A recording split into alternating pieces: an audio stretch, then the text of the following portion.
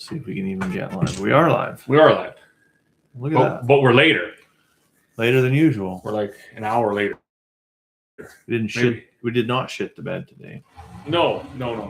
We this was by design. This is by design. Oh man, that's notified. Took us a minute to catch up on old times. It's been a couple months, I think, since we did our last live stream. Yeah, it's been a while. Last week was going to be an attempt too, but that went away. Guy gets busy. Behind the times. Slow spring. What did you have on the go last weekend? It's cleaning seed. Cleaning seed. What it was happening. I forget what we were doing, but it didn't work out. The wife was working. That's what it was. That's right. That's right. Yeah. So we had. There's a rush too, right? Lots of people know they need to get their feed before spring seeding. So, right. And then everything broke down. So deal with that. How's the fields looking? They're a little moist right now. They're wet.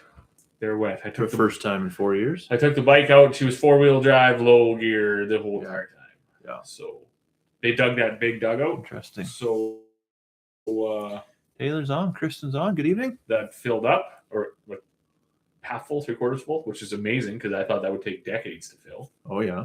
So that's a win. I see here too. You got a pile of water coming across. Ooh, yeah, it's broke out of the bush right now. Our all 3 dugouts are full. That's a win. But it's just a matter of like how big of a sponge is the surrounding ground around it. Right. Will they stay full? Right. But I did go out to the west field today and we had a dead cat in the yard, so I had to go pitch it in the bush. But yeah, same thing. 4-wheel drive just to get through, and there's still enough snowpack in that because it's sheltered from the wind, and so it's melting slow and soaking in. Kind of that's good. That's good for the pasture. That for sure. East side of the bush is incredible. Yeah, like there's like a foot of snow, 1.5 foot of snow there still. Yeah, and then they say you go east yet too, and there's like a foot of snow in the fields. That's right. So yeah, we're a little bit ahead of that, and then precipitation coming too, right? Like you look and I think 2-3 days is supposed to snow and rain. We'll get some more. Yeah. So I don't know what that means for seeding. We always seed. We've never not seeded, but I fear that this might be one year where we don't seed everything. They won't get everything in. Yeah. So, well, is that a bad thing though? I mean, there's years where you seed everything, but your yield isn't there because it never rains. That's the thing, right? If we had a magic ball, you could really base your decisions, right? If you had a crystal ball, because maybe there's no point in seeding. Maybe we're all stressed out about it, and it's not going to rain all of June, July, and then it's going to rain all August, September. We're not going to get it off. We've been down those roads. Right? Yeah. Oh, absolutely. I think in 2016 we left most of the crop out. It just rained, and that was that. That's where she stayed. Worked her up in the spring. Right. Should have planted rice. So we should have, right? I mean, you definitely could have went. Chad, good evening. Could have went without that. Then of course there's years where we've struggled in the spring, and we've had a beautiful fall. Sure. So I can't remember what year that was. We worked up, or we summerfalled 320 acres, 2 quarters. And, it was, it does wonder for the land, but it was, it was the year where we could have combined another 5 or 6 quarters. Yeah, too, right? It's not that great for your wallet, but it's good for the ground, right? But today was sure a beauty, hey? Oh, it was. I started out long johns, jeans, coveralls, hoodie, jacket, long sleeve shirt, and by like 11 o'clock, she was just down to coveralls and jeans. Yeah, I was at the egg barns. Shirt. I was at the egg barns in Beaver Lodge in just jeans and a t-shirt. Right. It was a cooker. Yeah, toasty warm. So nice tonight, but even I seen when I was driving over here, severe rapid temperature drop tonight. So it's gonna be -1 in the morning. Oh, is that right? But then it's going to be a cooker again tomorrow. Hopefully. 18 degrees. I'm so ready for this. I had all my those big bales of shavings that were at the farm, so they were all sitting on like ice. And today they started. The ice slowly melts, and then you can actually it doesn't slowly melt; it just tips over. Okay. So they're all laying. The leaning. They're no longer leaning. They're no longer leaning. They're laying in the water now. So Hmm. I told Andy before I came over here. I said, you got to take your steer in tomorrow. You're gonna need some shavings for the trailer. You just Yeah. Go pick all those 700 bags. Yeah. And take one for yourself. Carmen was asking me actually. She's like, "Well, should we pack shavings and should we pack straw or whatever for because we the calf we're taking in, right?" Oh yeah.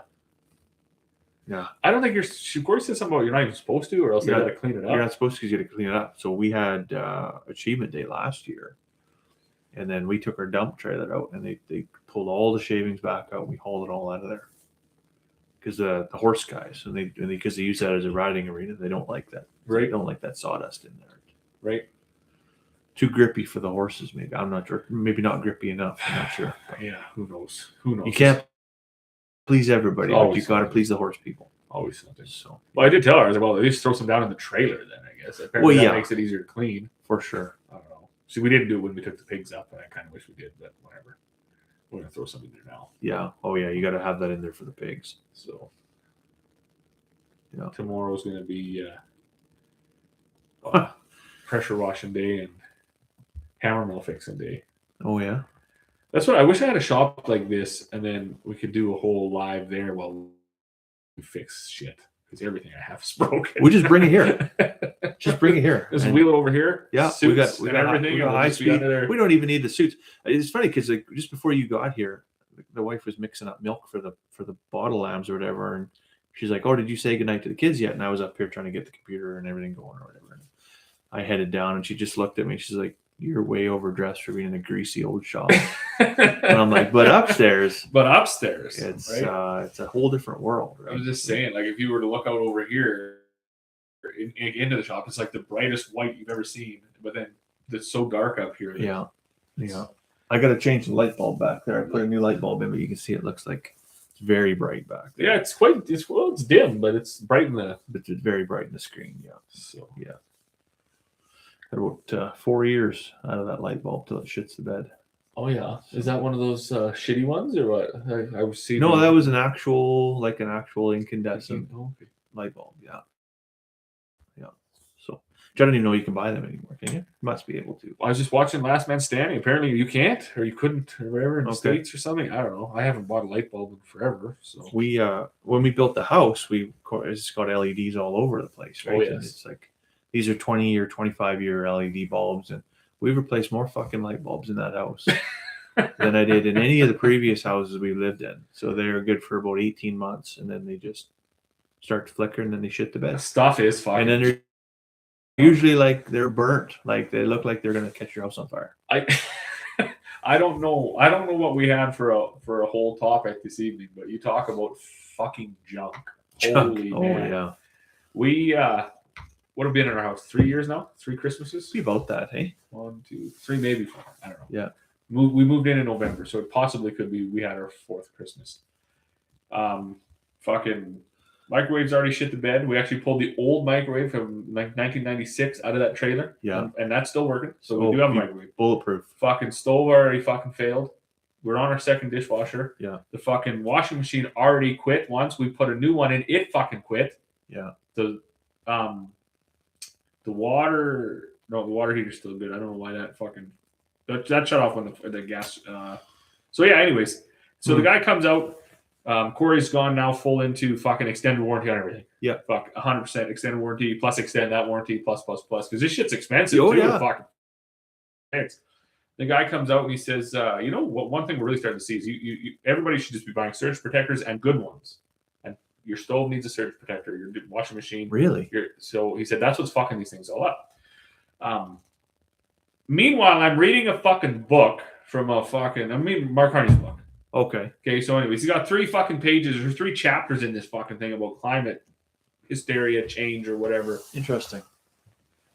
Nowhere in it does he talk about fucking starting to demand manufacturers build something better again. Right? We forget about carbon sequestration and carbon footprint and all that other shit.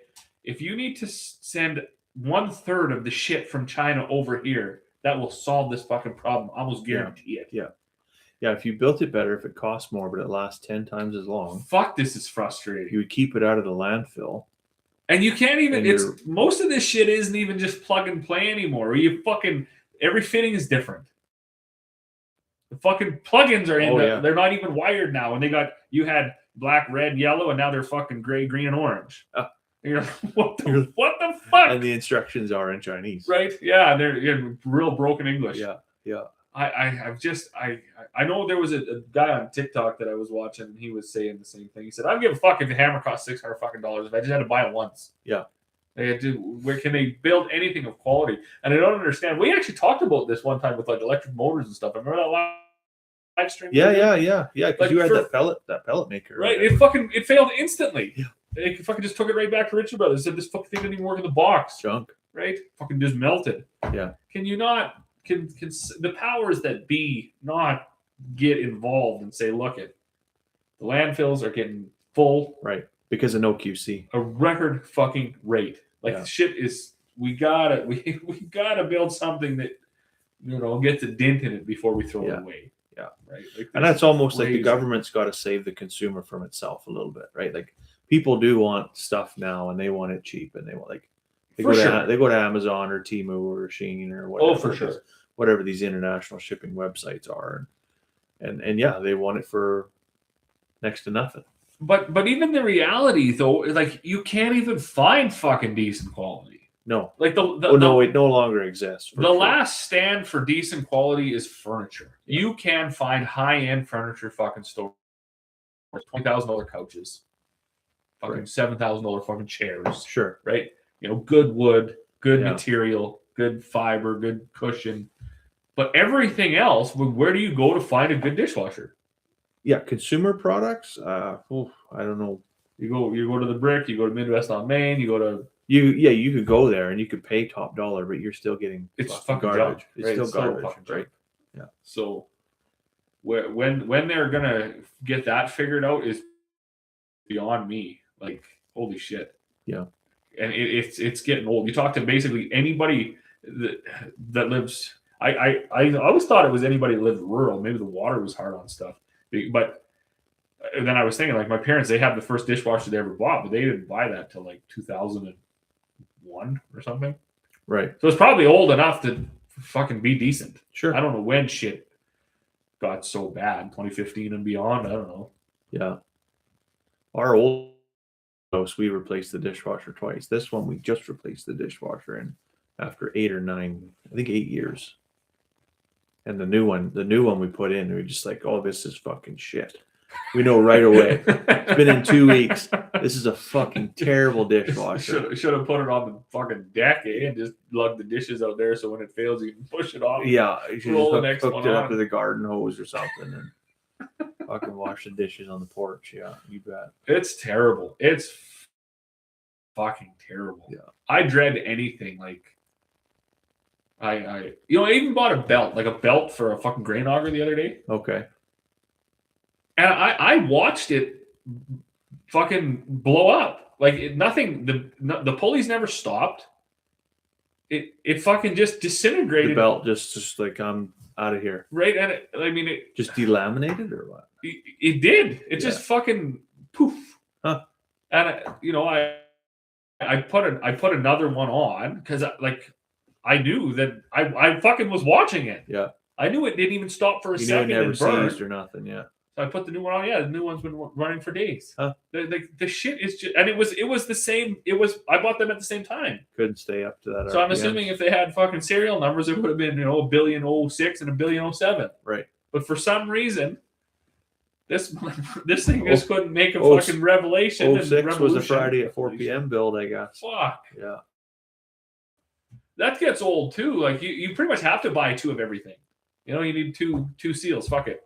Yeah, you gotta. You need one, you get 2. You gotta have a hot spare. You're most likely gonna fuck this one up, putting it in, so you get another one or whatever. You get 3, and God knows they're never gonna fucking have it again.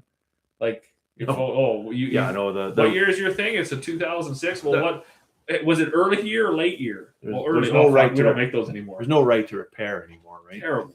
Yeah. Terrible. That was the thing. I just seen Kindles. You have a Kindle at home, like an e-reader? A book? I don't. Okay, so I bought one for Carmen last year.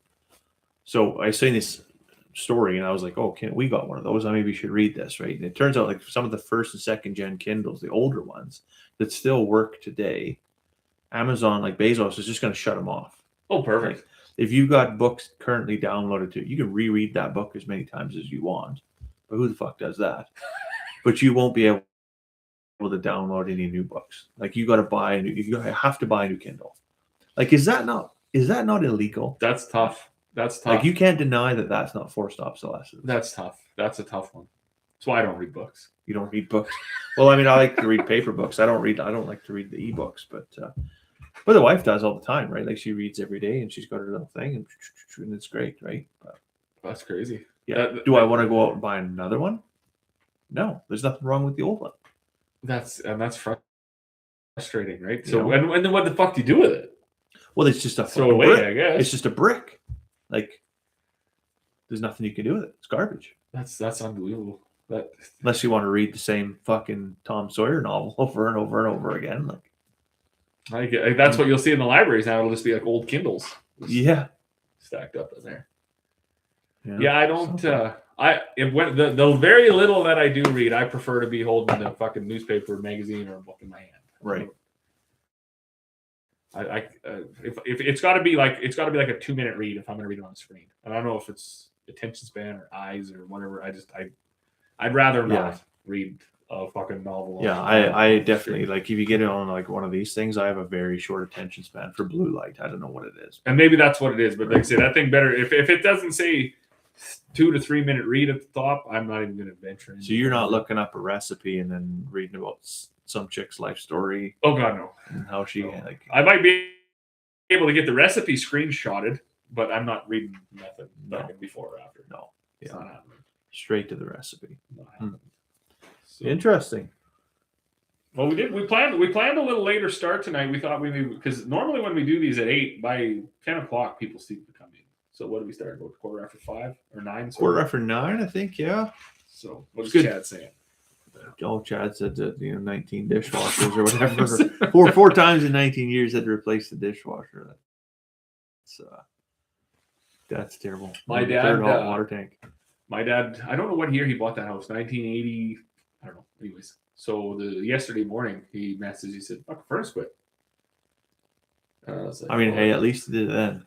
Not when it was 40 below. Yeah, that's fucking crazy, man. Like, anyway, so I said, "Well, take it. What do you think's wrong?" He said, "The gas valve ain't open." So I said, "Take a picture." That might be. I don't know. Yeah. Fucking old ass furnace. You never know. So, anyways, he got the local guy, Jason, to go down there and he's ripped into town. There was parts for it. There was parts. Fixed it. He said that fucking furnace will never fucking right. Like just change it a couple of things, clean up a couple of flues or whatever. Way you go. Ready to roll. So yeah. Instead of $20,000 for a new furnace, he's whatever $1,000 into it. We were just talking about hot water tanks today because my brother-in-law there, they just live a couple miles south of us here. I think they're about 3 or 4 water tanks in, and oof, they're 8 years or something like that, right? Right. And our house is similar vintage, but we put a boiler in. It's got the in-floor heating and all water on demand and everything like that, and it was an astronomical price. I think at the time we put it was like $7,500 for the boiler, and I'm just thinking like, please, baby Jesus, don't let that thing ever shit the bed, because I'm sure that it won't be a repairable thing. It'll just be here's a fucking scrap iron, and you got to spend, what is it today, right? $10,000 or $12,000 or whatever. Yeah, I don't know. Well, the one at the arena I think was $7,500, and I would expect, because that's not like a super commercial one. It's not very big, right? Like that was just one they used to build Zamboni. It's and it's not repairable, so no. I would expect you probably have a similar one here. Same, right? So that's crazy. We gonna have a cigar this evening? We're gonna have a cigar. We're gonna have a whiskey. We're gonna have everything. We have not had one in a while. Lots has happened over the last couple of months, right? We might even try, if we end up on this thing long enough, to smoke whiskey. Or is that how you say it? Well, the light's green over there, so maybe we could do it. But I think I want to try it first. I think we should try the whiskey. Sure. And then, because maybe that's not the right whiskey to smoke. I don't know. I don't know. We've never had this one before. This is the Epicurean. Epicurean? Yeah. Lowland, finished in a single cask. Yeah. It's an Amarone wine cask. So I don't know, we think about Oloroso sherry cask. Right. Like that. We know that's a good fruity flavor. I've never had this before. One of only 888 bottles. And it's a limited edition, yeah. So marriage of the finest malt whiskeys. Yeah, but it is a blended one. So my mother-in-law actually bought this for me. This was I retired from the fire department, Right. and she got me a bottle of scotch. I thought that was right uptown. You know, since we started doing this, that's pretty classic. And we started like telling people that we were doing this. Yeah. The amount of scotch, like I'm pretty sure It I've just made shows so up. many people's lives easier. Wait, where do we get that guy? Right? Like, yeah, isn't it Robin's birthday? Because every year on my birthday I get a bottle of scotch from somebody. Yeah. Right. And then they've even gone, and we still got to make a list because they're even like, can you just make a list? Because we know you guys have a lot of scotch. Right. And we don't really want to buy you the same one over and over again. Yeah. And I was like, well, okay, we'll try to make a list.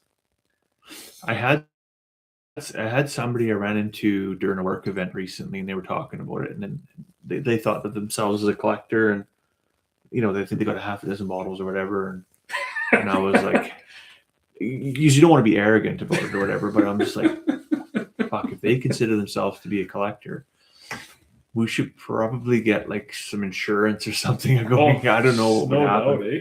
Yeah, no doubt. Hmm. It's been a fun ride though, like learning all about it, learning about cigars, learning about scotch, absolutely. learning about Scotland. It's been a ride. I didn't tell you we're planning a vacation, eh? Oh boy! So my wife turned 40 in the middle of March, and I was like, well, okay, what do you do for a 40th birthday? So I went online, and I found an image of a boarding pass, and all the destinations that she's talked about in recent years that she would like to go. I just plug that on there. Okay, here's 10 plane tickets. Like, you just pick one, right? And there was like Cancun, and there was Cabo San Lucas, and there's some hot places, but there was also like, we could go to Rome, we could go to Iceland, we could go to Paris, like we go to Nashville, like wherever you want to go, in the world, we're gonna go. And she picked Iceland, so we're gonna go to Iceland. That'll be sweet. Though. I think that's good. Oh, that's a popper. Oh, I don't know if we're gonna like this. Well, we can smoke it. It's kind of fruity, but it's got some. It's got a shitty, like a bitterness to it, like a medicinal kind of. I'll be honest with you, this smells like pure iodine, like almost like brandy. Yeah, like those brandy beans that just suck at Christmas. Brandy beans. Yeah, the fucking comes in. Oh, like the chocolate beans or whatever. Yeah, but with brandy. But with brandy, yeah. That's what this smells like. Or those stupid little fucking chocolate with the alcohol inside. Yeah, but it's not really chocolate. It's just like brown candle wax. Is it? No, it's supposed to be chocolate, but it's just terrible. It's the world's worst fucking chocolate. It is bad. You're right. Yeah. No, that's what that smells like to me. Is that? Well, let's have a pour and see what you think here, and we'll see. We might be able to salvage it by smoking it. It's a glugger. Oh, you'll love. Oh yeah, Chad was in Iceland. You'll love Iceland. I'd go back in a heartbeat again. Okay, good to know. Oh yeah, it doesn't smell any better in the glass. Maybe it's got to breathe a little bit. Maybe it's like the cigars. It just smells like absolute Wife trash. and daughter are going to Italy. I'm not too many people for this guy. Yeah, I know Rome is kind of like my bucket list, my grail destination, if you will. But I also think like it's one of those like you should never meet your heroes kind of situations. Like I feel like if I went, I would be really disappointed. Okay, I've got the bottle pulled up here on the other screen. Now let's see what it says. Quick synopsis. Douglas Lang & Co. are the manufacturers of this. And doesn't really tell us fuck all about it. It is a nice bottle though. I mean, it's got a nice illustration on it. Full-bodied with waves of dark chocolate, ripe cherries, and a sensational spiciness. It's first matured in premium American oak before being re-racked into a single hand-selected Amarone cask for a second maturation period of 2 years. The Amarone cask itself originates from the renowned Italian region of Valpolicella, a highly regarded area situated in the northeast of the country that's well known the world over for its quality Amarone wine production. Interesting. Well, there's a little bit of something there. So you don't think it's going to be good, eh? Well, we're gonna try here. Here we go. It definitely smells like a lowland. Like I think of like Arthur Bell's whiskey. I don't know if we've ever had that here, but we used to drink it back home, and it's just terrible. Drain cleaner. It was easy at first, but it's hard going down. I don't know. That I took 2 Peptos, so I'm good. But I took a blue pill this afternoon too. It's burning like a son of a bitch from basically the xiphoid process right to the Adam's apple. Yeah, you might need a sip or two and just she's on fire to numb the throat. Oh man.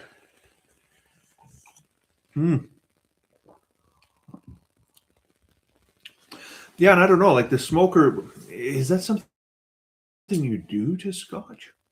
Or is that something you do to like rye or bourbon or I don't know either. I don't know what's socially acceptable. It just says it's electric cocktail smoker. Well, I know what I'm gonna do. We got apple, cherry, hickory, beech, pear, and oak. So, like I'm thinking, I don't know, maybe a guy could hammer out, say, an oak or a cherry one of this because it said cherries on it. Right. You could be right though. This might not even be for Scotch. I don't know. I got this as a coaching gift actually, coaching hockey. Interesting. People are very generous when you tolerate their children. I suppose, yeah, there'd be a handful for sure. But you imagine the scotches, the peaty smoked scotches, and how hard they are to get down. Like I wonder what that's like. Versus like say a smoked old fashioned or something. Right, right. You're probably right. This probably isn't horrible. I'll be honest with you, that burns something terrible. It is. I don't know terrible. if you want to put it. I'm just gonna smell this to see if it actually even smells like cherries. I put a drop of water and we'll see if it's even any better or not. No, it doesn't smell like anything. I'm sure this is gonna just taste like fucking burnt wood. But that water doesn't help. Like it's not bad. Don't get me wrong. It's just I wasn't ready. I wasn't ready for that. So many of these, like. What's the percent of this even? It could be like 48. We can't really even say that. So many of these. I guess that's cask strength, right? So many of the scotches that are like that. They're really only become really palatable after about the 5th drink. Yeah, you got to because your body isn't ready for this. Right? I mean, yeah. you've done what you've just drank water or whatever, and then just like. So, it happens fast though. Like it's your throat, your mouth, your tongue, everything acclimates or whatever to take this on. My palate definitely was not conditioned at all today. My wife recently bought a, what do you call that? Espresso machine / coffee maker. Oh yes. From Costco. I don't even want to say what it cost. I actually don't know what it cost, but I know it was more than $100. I know it was more than $400, in fact. But like many things, we all have a vice. And, she could go to Grand Prairie and buy $9 coffees at Starbucks, or she could come home with her fancy machine, and eventually it probably will be cheaper than going to Starbucks. Sure. Eventually. But she was pretty proud of it. And like the first day, she made me a coffee. Like as soon as I got home from work, she made me coffee, and it was a good cup of coffee. So it's not a $400 good cup of coffee, but anyway. So this morning I had 2 cups of coffee, and then I don't think I drank a fucking thing until after supper time, and I slammed a Gatorade, and then straight to a glass of whiskey. So I'm not prepared for that at all. That's funny. Yeah. I never got into the fancy coffee things. I never was my thing. I just want the Folgers. Well, Call her good. And me too. Typically, like most mornings, I'll get up at 4:30, 5 o'clock, and I'll just make an instant coffee. I'll just boil the That's kettle, and make fucked an instant too, coffee. that you get up like that. I'm gonna try that next week. You should. It'll gentleman change. It will. farmer fucking routine. It will change your life, because by the time the rest of the world is even up and doing anything, you've done so much. Time. Well, you haven't, but you've worked an 18-hour day already. You haven't worked an 18-hour day, but you've generally got like a bitch. I don't know. I have one of those roles where, like at work, where people come up and then they want to bullshit and they want to just maybe they just need to vent, maybe they just need to take time, right? But in doing so, they waste a lot of my fucking time. So I spend the first 3 hours of the day and I get all my shit done. Sure. And then I listen to all their fucking drama and nonsense or whatever, and then I can be productive again after that, right? Well, I end up feeling like a little bit like a sounding board also in my job. Well, for sure you are. So you're the farm therapist. That's a really good idea. I should actually get up. I should get my gearbox changed and everything by 7:30, 8 o'clock. Yeah. So when the first person rolls in at 8:39, I can dedicate 6 hours to somebody can air their grievances, right? And then and I really enjoy it. And then you don't get a bad Yelp review, right? So yeah, that guy's shitty, or he's not really unapproachable, right? Fuck that farmer. Yeah. No, we're still 5 stars on 12 reviews. 12 reviews. That's it, eh? That's it. Oh, good. So that's a win. I think that's a win. Chad never gave me a good review. He even got to come in for a Chad said he wants to go to Ireland next, or the Copper Canyon train tour in Mexico. One of those two will be next. Well, Ireland, if you go to Ireland, you will love it. Ireland's beautiful and at like a different pace than other places. I think one more good year in the cattle business and he could take us to Scotland. Yeah, well, the price of calves these days, right? I've joked. There's a lot of them. I've joked with guys at work, like, I don't even know why you would leave your calves on your cows right now. Like, just the minute that thing's born, get the colostrum off and just put it on the buy and sell for $2,000. Oh shit! And book a vacation. I think it might have been Chad actually sent it to me. It was like 200 weights for $11 a pound. Yeah. Things closer to death than life, right? But anyways, good on him. But yeah, no, that's if I hit it, if I win the lottery, we are going to Scotland. We're just going. Oh, you gotta go. You gotta go. Yeah. So Chad says he gets up at 5:30 to check cows. Way overrated getting up that early. Yeah, I'm usually between 4:30 and 5, and you'll catch me coming out here mixing bottles of milk for lambs that should be on the buy and sell. Like, they should just be down the road. And then the kids brought home a bottle calf. Like, I'm embarrassed to even say how much we paid for that thing, but I feel like it was probably on the cheaper end of where things are at. But just white wrapper rich here. So bottle calves. Trying to sell them online is brutal. I wonder why. Is that just because people? I would think it's probably just because of people.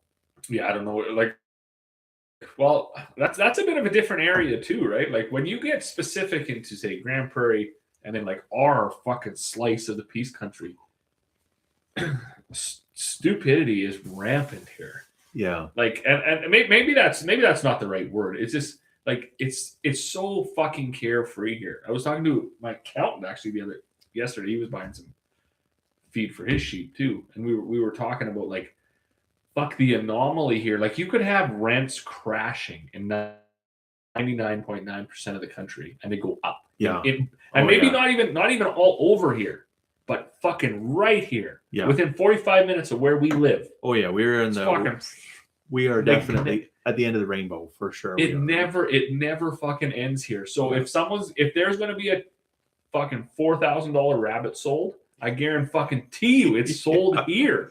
Yeah. Right? And I mean, it's crazy. It's just fucking crazy what happens here.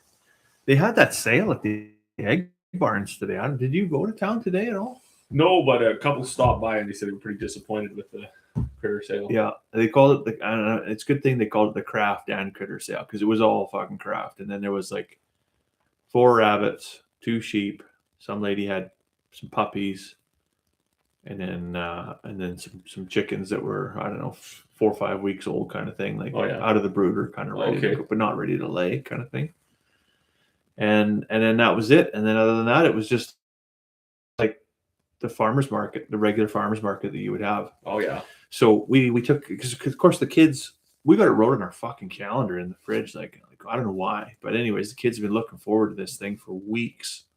And Charlotte, the last week, she's just, every day she's like, on what, Wednesday 18th, Wednesday 18th, Wednesday 18th, because we're gonna go and we're gonna buy animals. I'm like, fuck, we have animals. Like, like we got to baby everything at our house right now. Like, I don't think we need another one. But she is pumped for those piglets. Like she is pumped. So we got to make that happen right away. But yeah, so anyways, we go through, we do the lap around, and we're like, oh yeah, we don't need any of this stuff. I'm sure it's worth way more than, or it would cost way more than what it's worth. We walk back over to where like the farmer's market usually is in Beaver Lodge, and the wife's like, when we go home, like we should have taken bread out. We make some sandwiches with some homemade bread, but we didn't. She's like, well, I guess I could toast it. But we are at the farmer's market, so why don't we just buy some fresh bread at the farmer's market? We'll go home, we'll make soup and sandwiches, and it's gonna be great. So she wheels around to the one bread lady. There's 2 or 3 of them there, but and she buys this beer bread, right? It's jalapeno beer bread. It's just got cheese and jalapenos and some seasoning in it or whatever. And then another loaf of just regular white bread. We get it home. I'm cutting into it and I'm like, holy fuck, this is like dense bread. Like it's tough, eh? And anyways, I put some tuna and some mayonnaise, pickles, cheese, make my sandwich, and I just take the first bite and I'm just like, like it's just so hard and dry and it's like hardtack. And I'm like, fuck, how old is this bread? Like, because that's why you go to the farmer's market, is you want a fresh piece of bread, right? I looked it up. This goddamn loaf of bread was baked on the 10th of April. The 10th of April. It's the 18th of April. Fucking 8 days old. And of course, it's a fucking $9 loaf of bread too. Like it's like, right. Oh, and as you do, I was just like, "Fuck, is this thing moldy?" Like I don't know. Like I could check this thing, but it wasn't moldy. But anyways, yeah. Well, dive her into the soup and that'll. So then, yeah, and I typical man, right? I didn't take a bowl of soup. I was just like, I make a fucking big thick sandwich. Got to choke that thing down, but anyways, yeah. I try not to be miserable because I'm only 37. I'm not old. I'm not there yet. I don't get to be that cranky old prick. Oh. But the more I endure what's happening immediately and what has been happening for the last fucking year or two here with this whole like new age egg and fucking marketing and all this other shit, I'm just like, it's way too much for me. I gotta pull back, right? Mm. Like there seems to be this huge shift of people that feel they're the first people to ever do this. Right. It's fucking revolting. Sure, I'll say it right here. It's like fucking cringeworthy. Every time they talk, you want to find a bucket to throw up in. Right. Like fucking rein it in. People have been doing this for fucking thousands of fucking years. Yeah. Just it's great you're doing it. I wish everybody could have if they want, could have 160 acres and a little piece of heaven. But holy fuck, just because you got it, rein it the fuck in. Right. Like, there's people that have had herds of whatever for fucking 120 years on their property. We've been pushing cows around the planet for 4,000 years. Right. But I mean, like we're only 1867, right? Fuck, we're only in Canada. Yeah. We're only so yeah, here there's been people that have had herds on their fucking farms for 120 years. Yeah. 125 years. That's right. Just because you got one in the last 8 weeks, just fucking slow down. Up the fucking brakes here, right? Like you're probably not going to educate anybody on how to do this, on how just slow the fuck down. There's people have been making bread for probably fucking 40,000 fucking years. Yeah. So just slow down here. Like it's great that you're doing things. Yeah. But it's not that fucking great. No, it's not that great. Slow the fuck down. Yeah. I've been really having a hard time with that lately. Is because that's what my algorithm shifts to, because that's what I like to watch. Right. But it's like, holy fuck, next. Next, yeah. And I was like, fuck, right? Like another person with a pig. Like, holy fuck, Yeah. right? Like, Oh, you know, yeah. it telling me, Well, you gotta be telling me I careful. don't know how good fucking farm raised is. Like, fuck, of course we do. Of course you do. Yeah. Fuck, lots of people do. Yeah. I guess. Oh, what can you do? You just be happy for them, right? Yeah, for sure. You know. But I think those folks need to enjoy living in the moment for themselves. Just be happy for yourself. Yeah. Don't spread your happiness up on the rest of us. So, well, you know, if it was not disingenuine, because I think there is a lot of that, like you see, whether it's on some form of social media or if it's on YouTube or whatever, oftentimes people just share the good stuff. sure. They're just sharing the joy, and this is fantastic, and it's all sunshine and butterflies and rainbows. But they don't share the dead animal. They don't share the rotten grain. They don't share the the field that will never dry up. Sure. Right? They don't share the bad news, and so it's just fake. I guess, Right? yeah. So. That gets you. That's what irritates me, right? You're like, you're telling me you never had a dead chicken? Like, get the fuck out of here. Right? Yeah. And those of us that have are fucking idiots, right? Right. We don't know what we're doing. Yeah. The wife was sitting at the dinner table the other day, and she's just like, "Hey, what did you do with that dead chicken the other week?" Because we had one in the chicken house or whatever. And I'm just like, "Oh, well, fuck, I don't know. I took it down to the field, or I put it in the dumpster. I can't remember what I did with it, whatever." But she's like, "You didn't dump it behind the chicken house in the compost pile?" And I was like, "No, I did not. But 3 days ago, I did see that there, and I just fucking left it." So that one's on me. That one's on me. I did not try to compost chicken, but I just left it there. Like, Speaking of chickens, where did your devil rooster ever end up? Is he still around? He is not around. I don't know if the fox got him when the fox was here, but fuck, that was fun. We got like 4 or 5 of them here right now. And last year was really bad. Like we hatched out some eggs from our incubator, and of course we had like 24, so half of those are roosters, right? And it worked out that fox came because the fox was picking off stuff quite regularly, but I was also sitting on the deck and I was shooting roosters. And then the wife was like, "Why are we don't have any chickens?" And I was like, fox, I don't know. Like, right? Yeah, definitely. But we actually didn't have hardly any hens. They were just all roosters, and it just made it look like we had all these chickens. But okay. Like, why are we only getting 3 eggs a day? So because they're all males. Like, that's not handy. Yeah, but the eggs, the chicks just arrived from Miller Hatchery at went to the mother-in-law's.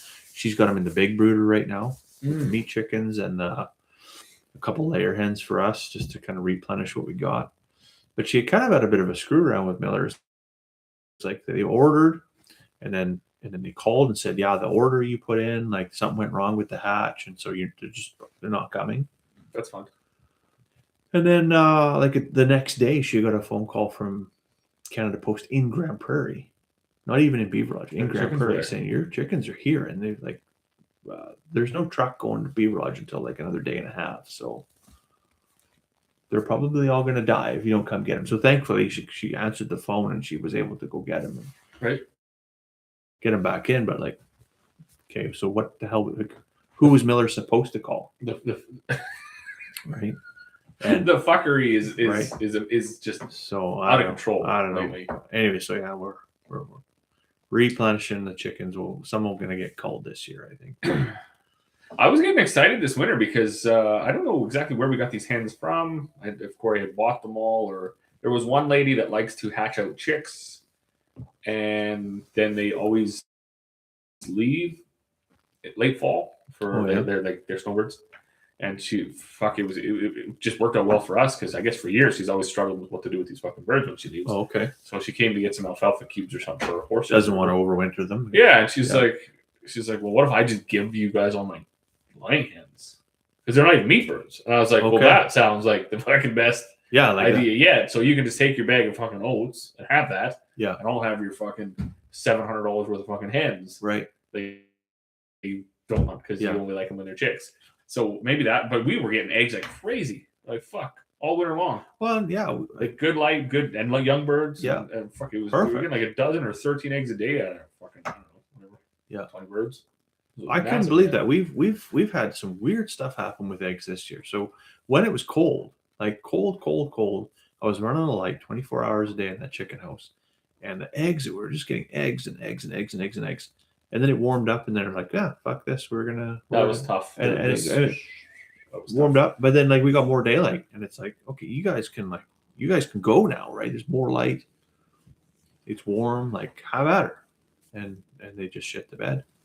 So they're getting back on the program again here now, but for a while there was like, have you tried soup before? Like it's tough to have shit around that isn't producing any. You're just like, all right, I don't know. Yeah. We got stupid with the rabbits there for a while. That's good. But were you eating them rabbits? Oh, or yeah. Good stuff, eh? Fuck, honestly, I don't care. It tastes like chicken. It's no steak for sure. Well, no, it's good. It's just like, I don't know. I was having a fucking pity party the other day, and I was like, you know what? Fuck it. I don't want to feed these fucking things. And I'm also not for animal abuse, so I'm gonna get rid of them. Right. Because I just had a fucking moment where I was like, if fucking nobody, because I got shit to do. Yeah. I like feeding the steers. I like feeding the pigs. I like feeding the chickens. I like feeding the emus. Right. I like all that shit. I don't give a fuck about the rabbits, unfortunately. I don't like to snuggle them. I don't care if they're there. I didn't want them. So I don't care if we eat them. Like, to me, if someone had a big ass roasting chicken or like a fucking leg of rabbit, I'm taking the chicken. Right. So, but anyway, we still have rabbits. And they breed like fucking crazy. There's shit to kill all the time now. Always killing something. We went over to the old lady's cousin's earlier in the week. We picked up that grain bin, that little grain bin, and they've got rabbits.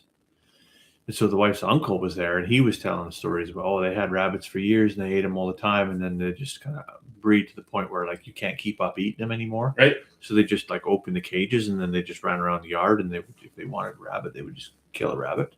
Mm-hmm. Other than that, they just kind of became wild rabbits, and I think that's kind of a bit cruel, but good for the coyotes, I guess. But absolutely helps your predator population. But of course, their kids have rabbits now, and our kids were there, and they were just like loving on these rabbits. Right. So you pet them real hard, because you get everything you can, get it out of your system right now. Because when we go home, I'll put a couple in with the pigs. We are not bringing rabbits home. You can have rabbits and pigs. Oh, they can just run down the field, and they can just go be coyote bait. Right. I won't start that show. They're fucking big. I bet they are. We had some American hunters come up, and I just whatever, just judging the shit out of people. But I just assumed they're American hillbillies. They probably eat rabbits. Right. And I was like, I didn't even ask if they knew how. I was like, can you come show my wife and my boy how to butcher a rabbit? He said, oh yeah, of course. So then we got a free tutorial show about it. Yeah. So that's one thing we're like super fortunate about with like the whole community, right? Didn't know how to cut pigs. Right. Ring, yeah, I'll be there in 10 minutes. Somebody knows, yeah. Don't know, ring, yeah, be there in 5. And everyone comes. Like, you get that a lot of times, or at least you hear a lot of times people are like, fuck, nobody will come help me move, or nobody will come help me fix my car, or take me fucking. Right. Of course, fuck, people aren't going to, because it's fucking right. But it seems like once you get into the agricultural side of things, and like animal husbandry and teaching, people are like, fuck yeah, I'll be. It is a point of pride. Like if you have a skill that you can share with somebody, like that's something that you want to share it, right? And that's something that's amazing about our community here. Like, absolutely. You can literally phone somebody, and they will actually show up. Yeah, just and participate and show you. Like there's a lot of guys that will teach a man to fish around here, right? It was like the second or third year I had steers, just this grass steers or whatever, and I told the buyer, I said, if you're there, something's not selling, just bring them here, right? You know what I want to do. I don't want to spend a lot of money. So he brought me 3. Two died within like I don't know. But the one I didn't know where it was. The other one was laying there all fucking sick and shit. So I phoned my neighbor. He's like, I'm just having lunch, but I said I'll come right up there. And he's just like, don't waste your money on it. Yeah. So he's like, he said, cut it open. You'll find out why it died. Right. And I was like, man, I've never. What the fuck? You've known me my whole life. I don't know anything about cows. Right. He's like, oh, you'll fucking find out. So it was like big balls of silage wrap. Ball of net wrap or something. Yeah. Yeah. So, and then the other one I found in the bush that obviously because they come from the same place. They even had the Yeah. one number with your tag, so they were Oh yeah. brothers or twins or I don't know. That didn't go well. But anyways, it was nice that I didn't have to phone a vet. Yeah. Because that would have been like he came over after lunch for nothing, and the vet comes out for nothing against vets. They need to be paid too, Well, but they come out for fucking $600. Yeah, I've seen the vet come out quite a bit this year, and well, I haven't increased the flock at all, right? So hasn't gone the right direction. So And that was one thing the neighbor said. He's like, you know what, man, I know exactly what you're doing. You don't have a herd. He said, you're not this. You're start over. yeah, It's unfortunate. Fucking happens. that's shitty though, right? Yeah. So thankfully that was before they were fucking $4,200 a piece. Yeah. But still. Well, Chad just said he sold the last 5 for $900 a piece. Couldn't take it anymore. Just got them gone. Last 5 bottle lamps. Question. Well, no, that would be calves. Or bottle calves. That's gonna be What calves. the hell are you doing with all the milk replacers? The question, the criticism, brutal. I tell you, if you got one for $900, I will drive there right now. We'll shut the live down. We'll do a road trip. Maybe we'll let the whiskey settle and then we'll go. But Right. yeah, because the price here is just like It's dumb. it knows no limits. No, I'm And hearing I've seen 1,800, 2,000, 1,800 is that kind of the base minimum now on the internet. Right.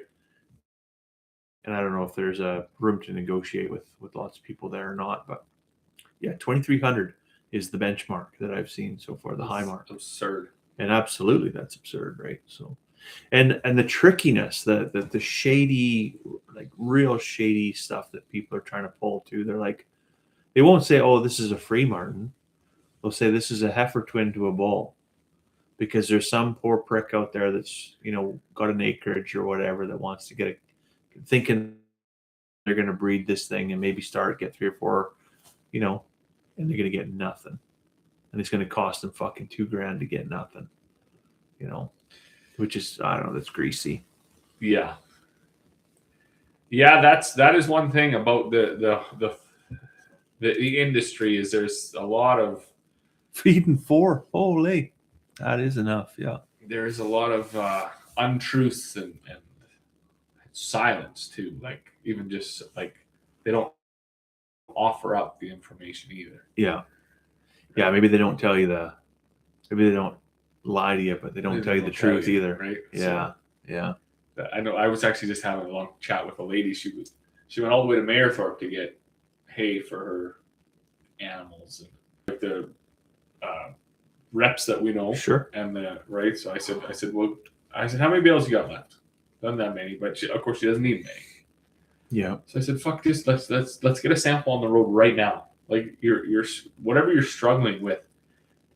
You can't just keep. Well, you could. You'll eventually buy yourself out of the problem. Yeah, sure. But that's not the idea either, right? No, because it's all relative. I mean, you have a large herd. Your ability to spend is higher, right? Yeah. Your dollar amount is higher. Hers isn't. So I said it's all covered anyways. Like it doesn't cost you nothing. Just bring me a sample. Like, take my probe, or if you got a baler part, let's get it on the road. So.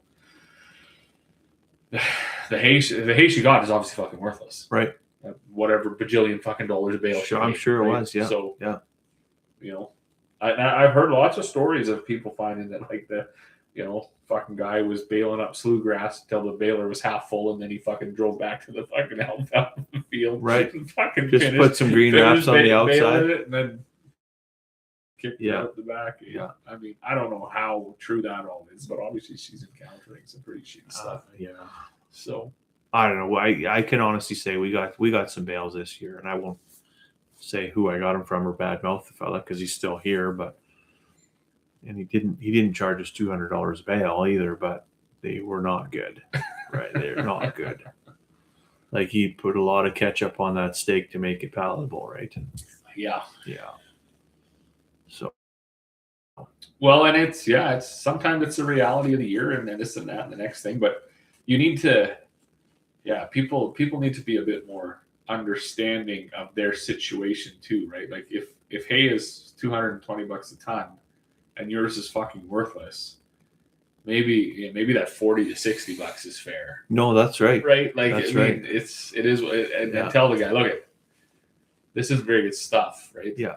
Market's saying 220 for good stuff. What about 40? And you're going to have to buy a bunch of shit. This is literally just going to fill the gun. Yeah. So, but you don't see that very often. I mean, those are a lot of that stuff is in the older, like the long. It seems like the longer someone was in the business, the more reasonable they are. Yeah. It's the people that are new to it, and it's fair enough too. Like, they can't take that kick in the teeth. Well, no, but I mean, it doesn't mean you should go, buy a round baler and drag it to the fucking bush and then try to charge $200. Right. But no, that's very true. I get that bail maybe cost you that because you run a broke down piece of shit equipment, but that doesn't make the end product worth any more. No. So it just means your business model is stretched. And a lot of times too, like, people don't forget. So. Yeah, they don't forget. And so the next year, when maybe your feed quality's up, they're not going to want to buy from you. Right. Because you think that guy screwed us, right? So. You want to have one of these? We should have a smoke, right? We should. Absolutely. These are always deceiving, eh? You think the little ones are going to be like 45 minutes, and they're like 2.5 hours. And then exactly. Can't talk the next day. And then you have a big fucking 80 ring gauge, 2 foot long fucking woody there, and I did that one. Has this got a nice band or what? There's supposedly a nice band, but we've still got the Trudeau tarp on it, so let's try to peel that thing off and see what's underneath. Oh, it is a nice band. This is an EP Carrillo Pledge prequel. Because I got this stupid cover on it, that is a mint. It's actually ripping the band off. Not really digging this. Oh, there we go. Maybe your light's too bright. Stuck to it. But yeah, gorgeous artwork, hey? Minty. Yeah. Box pressed. It is square. Yeah. Rectangle, I guess. Yeah. So this is 5 by 50 ring gauge. No. Yeah. That's 50 ring. I mean, it's not like 2 inches versus 6 inches. We're not. Our wives aren't watching. I think but that's 50 ring gauge. That's crazy. Yeah, that doesn't mild to medium.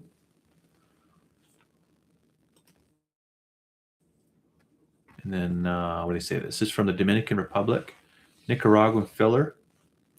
It's a Robusto, and the wrapper is Habano USA, Connecticut shade, essentially, right? So, interesting.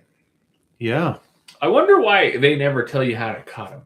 Do you think? I think it matters more. Well, yeah. I mean, it's very subjective. I think cutting, but it would be interesting to know if cigar manufacturers had a preferred method to cut their cigar. Because before we started this, I only thought you just did this, right? But then just there's the tip. The V cut and the punch cut and the fucking. Well, I've even seen bigger ring gauges where guys will take a punch cut and they'll do a clover leaf. Sure. Right, and they'll just open that thing right up. And then so you don't know, even being square, is it maybe you're supposed to do a V cut? I feel like a V cut on the square is it's the only way to go. So we're gonna try it. What do we need here? That's over here then. All right, here we go. Oh boy. Of course, I got that way off center.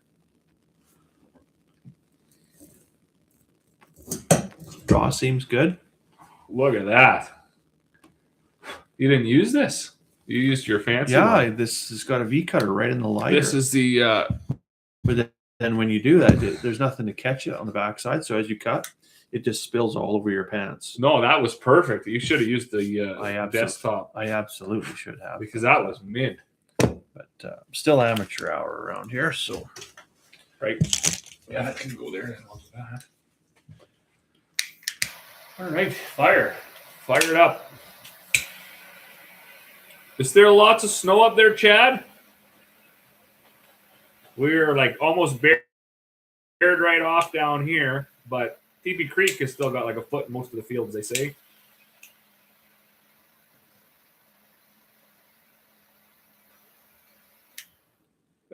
The smoke doesn't smell quite as good as some cigars. Yeah, I think that's that medium body, eh? It's not very oily either. Doesn't smell like a Doesn't smell like a grain truck. No, it doesn't smell like a cigar lounge or something. Doesn't smell Like sweet. No.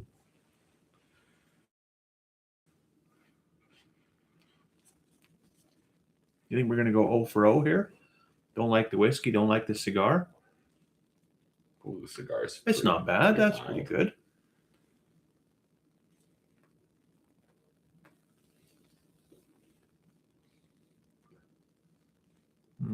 Oh, that's good. I like that. Yeah, that'd be good for an afternoon. Sit in the afternoon sun and It have seems a to be cigar. like, I don't know if you can call smoke drier than other smoke, but it seems like For sure, some of them It's are dry versus some of them are oilier, right? what was it? That filthy hooligan The tricolor one. yeah. tricolor one. It was like a mouth of like sour cream. Like it seemed like real heavy, but this is like Very light and airy. it seems to be right. Almost lighter than a cigarette.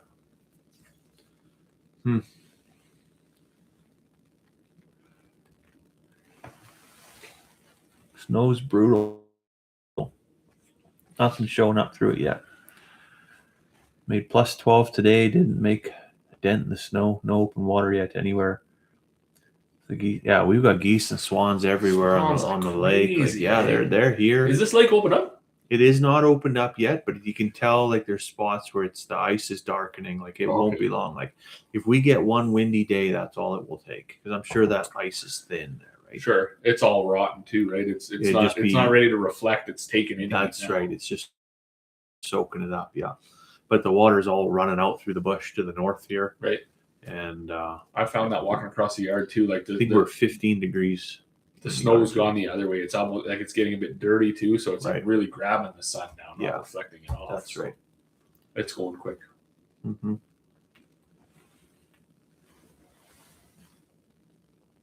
Non-cow turds.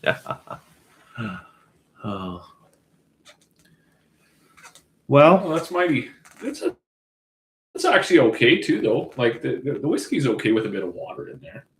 yeah, I mean, it grows on you. Like I said, I think it just honestly, like anything, if you don't do something for a while, we haven't had drinks in Way too long, way too long. You get soft. right? You Way get too long. soft.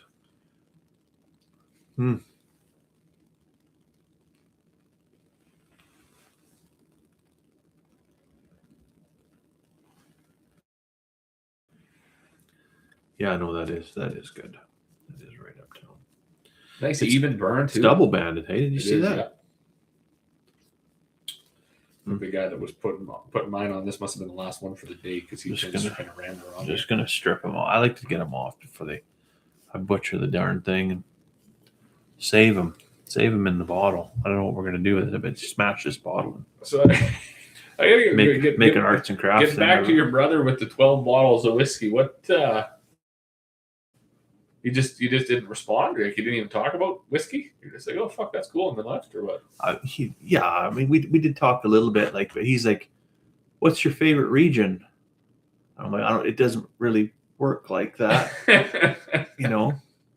I like the Canadian Shield. But it was, it's a guy that maybe just learned that there was so many regions, and then, and just trying to make conversation, right? And That's one thing we still haven't got. It was a map. we have not got a map yet. Put a map right there. We could do that. I'm gonna get a map. I was gonna mount a TV in there, but Well, we could put a map. We could put a map. Retire the SS Metcalf, and there's still Put a real map estate. We could put the map right up on the ceiling, even. that's true. Well, then we'd know what the hell we were talking about too. Put it on that wall there. It's far away. You have better It eyes is than I pretty do. far. Yeah, it is pretty far. You're right. It is It's dark pretty as far. shit. We've got a plotter at work. You ever seen a plotter? It's like a printer, but it's like fucking 5 feet wide For what? for Like making it- maps and stuff. Oh, okay. Right. I could probably just print one of those at work. It'd take 30 minutes to print, and I'd have to roll it up real fast so nobody at work could see that it was not work related. But that's pretty fucking work related. Yeah. With as big as you guys are but getting, we do have, You might there's some fucking- offshore assets you might from need to Aberdeen. know where the fuck you're going. Yeah. So Yeah. Oh, wow. you never know. Maybe you fucking get promoted. They see you printing that. Good work, Stan. We were thinking about heading over there and buying some shit. Yeah. Way to think on your feet, buddy. I'm actually, so we've got stuff in Aberdeen, which technically, like, there's an office in Aberdeen, but the wells and stuff are only 40 miles off the coast of Norway. And I've always thought it would be really cool to just go there and do some stuff offshore. Oh, right. But Absolutely. Then I'm like, it really wouldn't be cool to just leave the family behind for that period of time. Like, I'm not that person anymore. I like sleeping in my own bed. I like kissing the girls goodnight. So maybe when they're grown up, Right. a guy will see if he can maybe go for half a week. do a couple hitches, Right. Yeah. It's a little peppery. You get any pepper out of this? Not quite yet. No, Well, maybe I might have had it. I'm getting some on the roof of my mouth, actually. It was just burning there for a minute, but I'm impressed at the. When did you buy these? How long have they been sitting in there? I don't know. So they've been in there a while. They've been in there a Just while. a new Yeah. purchase. No, not. Because that's the not other a thing new too. We had to purchase. pump the brakes on buying shit because both humidors were they're full. right full. Yeah. That's like hundreds of cigars. Yeah. What does this say? It's earned its place amongst the finest with an award-winning reputation, captivating flavor profile, wrapped in a dark, alluring Connecticut Habana leaf. This masterpiece delivers a symphony of rich flavors, blending notes of cocoa, earth, and a touch of spice for a truly indulgent experience. The exceptional craftsmanship is evident in its flawless construction, ensuring a smooth draw. I will say that the draw is very smooth. Oh, it is. It is Yeah. for sure. An even burn that enhances every moment of enjoyment. Man, that's a lot of words about. And you can see it like it's perfect. It is like it is.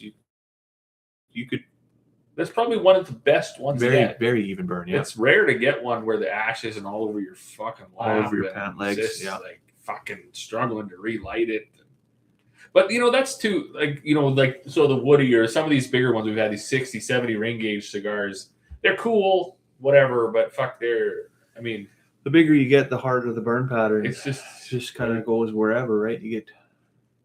and then you get something like those Monte Cristos or whatever, and they're all pretty like it's not big, but it's I think probably one like I wouldn't have thought this was 50, but I guess it is. It's been quite a while.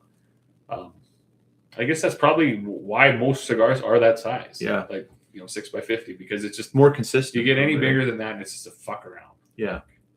You may as well cut it in half. Well, even I was cleaning up in here this evening, and I don't know what did we have last time, but it looked like it must have been a 60 ring gauge cigar or something. And if I remember, we had wrappers cracking and all kinds Right. of stuff, which wasn't going well. Well, you think of that too. Like as you smoke this fucking thing over 3 hours, like it gets like so dry right in here, and then Yeah. so wet where you've got it Yeah. in your lips because it's kind of a nightmare actually. We're a lot more sophisticated than 3 years ago. You think? From Appleton's fucking whiskey and prime times. Appleton's, the rum. Yeah. Or what? No, was it Appleton's? We didn't even open that. Oh, No, no, we we drank did that that. whole thing. We did, yeah. Well, Because the other one we it didn't. wasn't the open, whole thing, but 3/4 of it, 2/3 maybe. right? Hmm. Foldable table. Yeah. Yeah. Chad says just need the snow to disappear. Made cabin pretty tough this year so far. Blew through a pile of straw. Bet No, you're I- glad you got that barn, eh? I believe that. Stay off the ice a little bit. Holy cow. Yeah. Friggin' nightmare. I had all sorts of guys telling me if cannibals aborting and splitting their pelvis and their fucking legs. Because they're and just out on the Jesus ice. Christ. Yeah, January, February would be brutal for that for anybody at cabin early. Yeah. Yeah, you got to hand it to like people and egg producers and like this. It's a fucking way to make a living. Holy moly! You think you got it figured out, and then Mother Nature's just like poof. Remember that time when it was Yeah. beautiful in March? Yeah.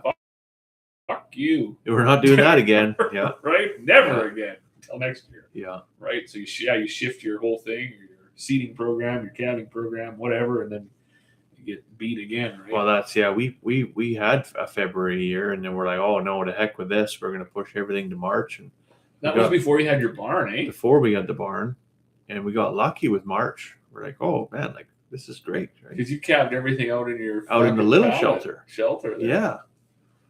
What a nightmare that must have been. You know, on the internet though, fuck, I thought that thing was like uptown, big fucking unit. Tiny. Until I came here and I was like, what the fuck? Is that what he planned all their sheep out in? Well, in the first year, like, it was just a 3-sided open shelter, but it's 24 feet long. It is quite long. You know. It seemed fucking sweet when but you it's were only only 10 feet deep and 24 feet long, and it's only like I can't stand up in there. You know, I built it for a sheep, not for anything else, right? Yeah, I made it 3-sided, and then whatever, didn't realize what this was going to be like, and the east wind came and it was 30 below, and I was out there with tarps and fucking plastic and trying to hoard it in essentially. Right. And we were extremely successful the first year. Actually, we were very successful with just that shitty little shelter and some built out of pallets and some old recycled tin, and we built a $70,000 barn, and the first 3 lambs that we had this year shit the bed. Like, doesn't make any sense, right? But when it's 30 below, like, you just get no time. There's just no time. No. Even in the barn, there's no time. Like, if that mom doesn't want it, she doesn't get it licked off right away. It doesn't get up and drink right away unless you're literally standing there to catch that thing. It seems like it was tough. It was tough. Well, we had another one this morning. So we got like 2 left, and then we'll be done. So it's good today. The mom doesn't even gotta want them, and they just, you know, when it's 15 degrees outside, like, they seem to do all right. Sure. You know. Yeah, I think right, if they can be inside, there's that bit of warmth from the collective. So there's life is good. It's crazy that you see on the internet, some of these like rich operations were fucked. Like this one lady I seen, she had like a whole fucking house built in her barn. You must have seen that, eh? Yeah.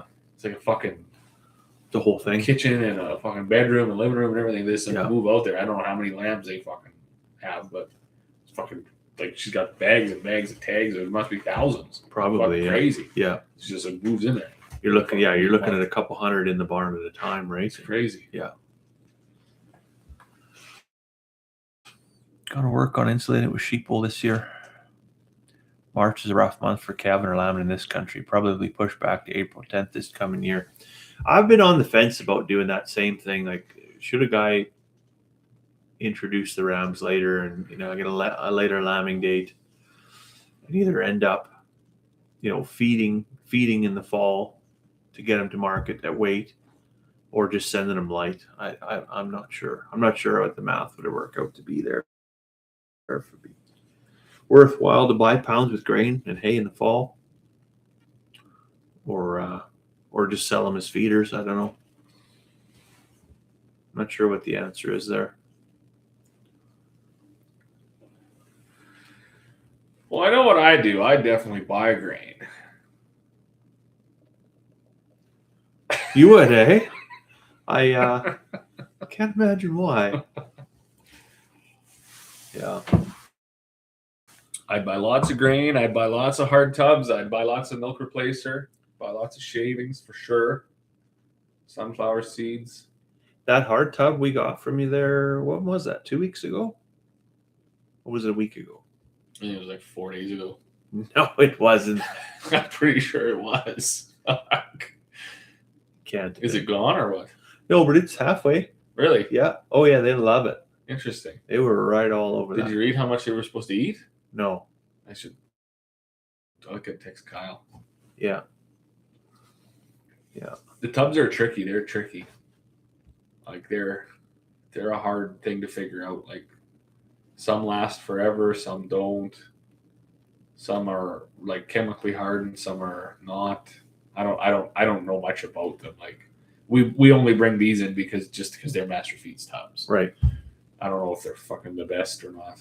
Or the I don't know. worst, They sure like it. I put molasses like in the lick tanks outside, and then I put that hard tub inside. So what I'd done in previous years is I would take a 5-gallon pail and I'd fill it half full of molasses and I'd fill it to the top with grain, and then it would just make this like molasses porridge kind of. Right.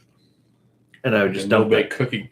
Yeah, kind of like a gingerbread cookie, right? And I dump that in a trough in the barn, and then they'd be all locked up overnight, and they'd have something to snack on. Right. High energy snack or whatever late at night, and I don't got to worry about feeding them in the barn. But they would get that sticky shit all over their face, and the wife would go out there, and they'd all be just black, and she'd get on her pant legs, and some would spill on the ground, and she'd be like, "No more of this." Every year she's like, "No more of this. Stop doing this." Right. So I thought, okay, well, I'll put the lick tanks outside, and then I'll have this hard tub inside, and it seems like they love it. It's actually really good. So I wonder if you'll see a real noticeable benefit. That's what I'm always curious about, right? Like not really having much like skin in that game, right? Like I mean, our bread and butter is our grain mixes, so I don't really give a shit if people buy tubs or not. I always want to know if there's actually value to these fucking things. I mean, we have so many people tell us like they just can't get enough. Certainly on the cattle side, they said, "Fuck, it's just you'd buy truckloads of that shit. They just can't get enough. They can't get enough." Yeah, I don't know if that's true or not. But. Yeah, I mean, they definitely eat it. They definitely like it. Whether or not it makes a difference in the animal's conditioning or not, I couldn't give you an apples to apples evaluation because we've sold so many off in the last 2 years, just with feed shortages, right? So sure, yeah, I just couldn't weigh that against the previous year, unfortunately, right now. But better off feeding lambs into the new year. Fat, $440 fat lambs this week. Yeah, that is a thing. Like spring lamb for sure is looking really good right now.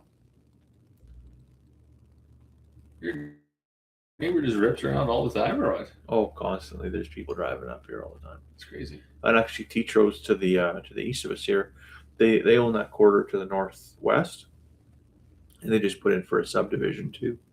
I think their kid's going to build a house over there. Oh yeah. So we'll have more wagons pulling up around. Yeah, busy little place. You like live in town, out of town here? Kind of, yeah. Huh.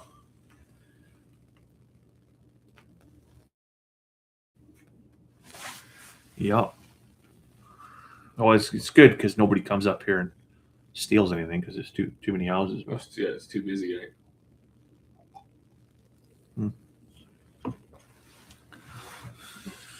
Yeah. Chad, have you seen Jack up in the country? Has he come shearing yet or not? He's supposed to come here next month and get ours done. But Chad was around here. This Chad Robbins guy. He was over at the dude over here shearing sheep. Oh, is he? He's from Charlie Lake. Okay. He's a good dude. Oh yeah, no, we get Jack Butterick from New Zealand. That's crazy. He's a good dude, actually. That's fucking crazy. Yeah. And that guy just cruises around shearing sheep. He just got this shitty little minivan or whatever. It's got a mattress in the back and all the shearing stuff underneath, and fucking living the life. Crazy. Yeah. $10 a head. So. Crazy. Yeah. Manning last week. Okay. Making his rounds. That's good. I gotta bring you that thing that Chad dropped off for you. Yeah, we got. I should. I'm gonna swing by with the flat deck once I get this feeder off, and then. Yeah, either that or I'm gonna put the pigs in the old chicken trucker, and just throw them in the back of the pickup and fucking. You don't want to up and just bring it over. You don't want to just put the pigs in the back seat. And... Oh, I'd rather not. You know, them little fuckers got pretty big for being only 8 weeks old. Is that right? Eh? Like, they're probably bigger than wiener pigs I've bought in the past. Are they bigger than the ones we got from? Those were fucking butcher hogs. half grown. Those weren't fucking wiener pigs. Those were fucking butcher hogs. So yeah. What did you pay Lloyd for yours? Did you pay him $150? I think so. because that was the price we all agreed. So I kind of felt bad giving him that because I was like, fuck, it's half grown already. Like, probably got more than that in feed into it. Oh, he bought the feed from me. I know he did. I got some from another guy too, and I rolled up to his place, and he's like, "Yeah, fuck, sorry, same thing as Lloyd. Like, couldn't make it happen, eh?" Right. So then I wheeled in there, and he's like, "Well, what do you think's fair? Like, I know I said 80, but and then I fucked you around, so it's like fucking, what are you thinking, like 50?" And I was like, man, it was a similar situation. I was like, these fucking pigs are ready. I was like, I'll give you $200 a pig. Yeah. Like, fuck, what are you talking about? Like, yeah, it's frustrating because that's the whole thing with wiener pigs. Sometimes stuff doesn't work out. You want wiener pigs, so the kids can play with them a little bit. Yeah. They can get them friendly. They can go out and feed them. You don't have a fucking 800-pound fucking boar that's going to eat your fucking kid. You got a fucking 25-pound fucking piglet, right? That's right. That's what most of us who are doing this want. That's right. So when we don't get that, when you go wheeling in and you got a 95 fucking pound fucking pig or 110-pound pig that's ready for fucking slaughter, yeah, you're like, oh, fuck, man. We missed the whole entire, but we'll still take it, but we missed the whole fucking reason. So, yeah, this time but we had a big fuck up too. It's funny, like all the years, and as receptive as I think that I am, and like willing to, take in, because I don't know much about livestock. Fuck, 10 years ago, I didn't know anything about them. Told over and over and over and over again how to fucking farrow pigs. Right. You know what? Fuck it, I can figure this out. I'll do it my way. What a fucking disaster. My way's never the good way. Should have listened. Should have listened to every single fucking person. Not one person was like, yeah, no, that is the good way. You should do that. Okay. Everyone's like, don't put them together. That won't work. Right. That won't work. Well, it's cool. We don't fucking eat it, but don't put them together. Split them up. Oh, no, it'll be fine. They when they farrowed in the spring, they were fine. In the summer, they were fine. Well, fuck, of course they were. They had fucking 14 acres to go make their own nest. Right. Fucking idiot. Until it's cold and then they're laying on each other. Fucking 6 at 18. Yeah. When's the next batch due? 100 days. Okay. We put that fucking miserable bit right back with that. Right back at her. Right, go to work. Right. Huh. Lay on all them babies, not even all your own and the other ones. Yeah. Oh, that's tough. Yeah.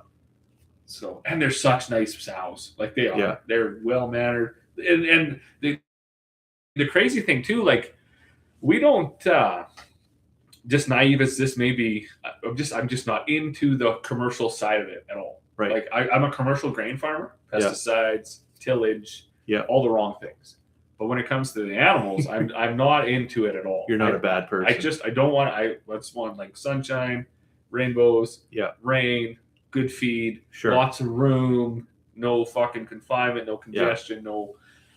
So that's tough business. Pigs though, I'm really struggling with that. Yeah. Right. Like and everything lives together, right? The ostriches are with the steers, the chickens are with the emus, the pigs, everybody's together, right? Right. And they said too, like, oh, watch that boar. But I was like, oh fuck, man, like they're his kids. He wants to fucking rip around and wrestle with them. I don't know. He's not going to teach him to ride a bike, right? That's for sure. So, but he's such a well-mannered guy too. Like he's not the problem. It's the fact that it was cold. We got that cold snap, and they tried to huddle together. And maybe he's anomalous, right? Like maybe because I think most of them aren't like that, right? Maybe he just got a good one. It seems to be like we leave him there with the. I mean, he's not aggressive to like anybody. Not aggressive to us or the kids or the chickens or the little pigs or the. They're all just fuck. I mean, we obviously keep him away from the last batch of butcher hogs that are ready to go. Right? That's just fucking kids, but you don't want to have any line breeding going on. No, we're not into that shit. But for the other ones, he's and it's fun to watch him. Like I say, that's literally why we built our house where we built it. Yeah. So because it's better you see the whole thing, right? It's better than TV. Watching, there's like, oh, there's Muddy Buddy, and then there's like fucking 6 little pigs behind him, right? They're going off to do whatever. Yeah. Right. It's pretty neat. So we just got to get a little bit more serious around that, that month either way, right? Right.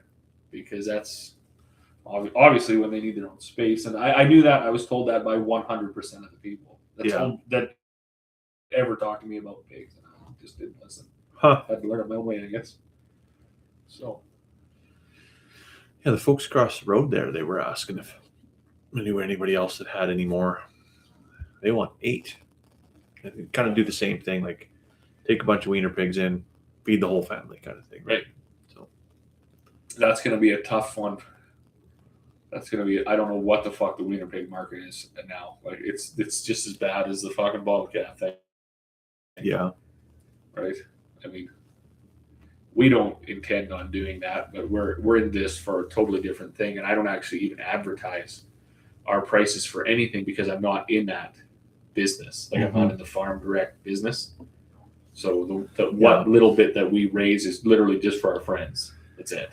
It's interesting, actually. I've had more people ask me about farm raised lamb this year than probably any other year.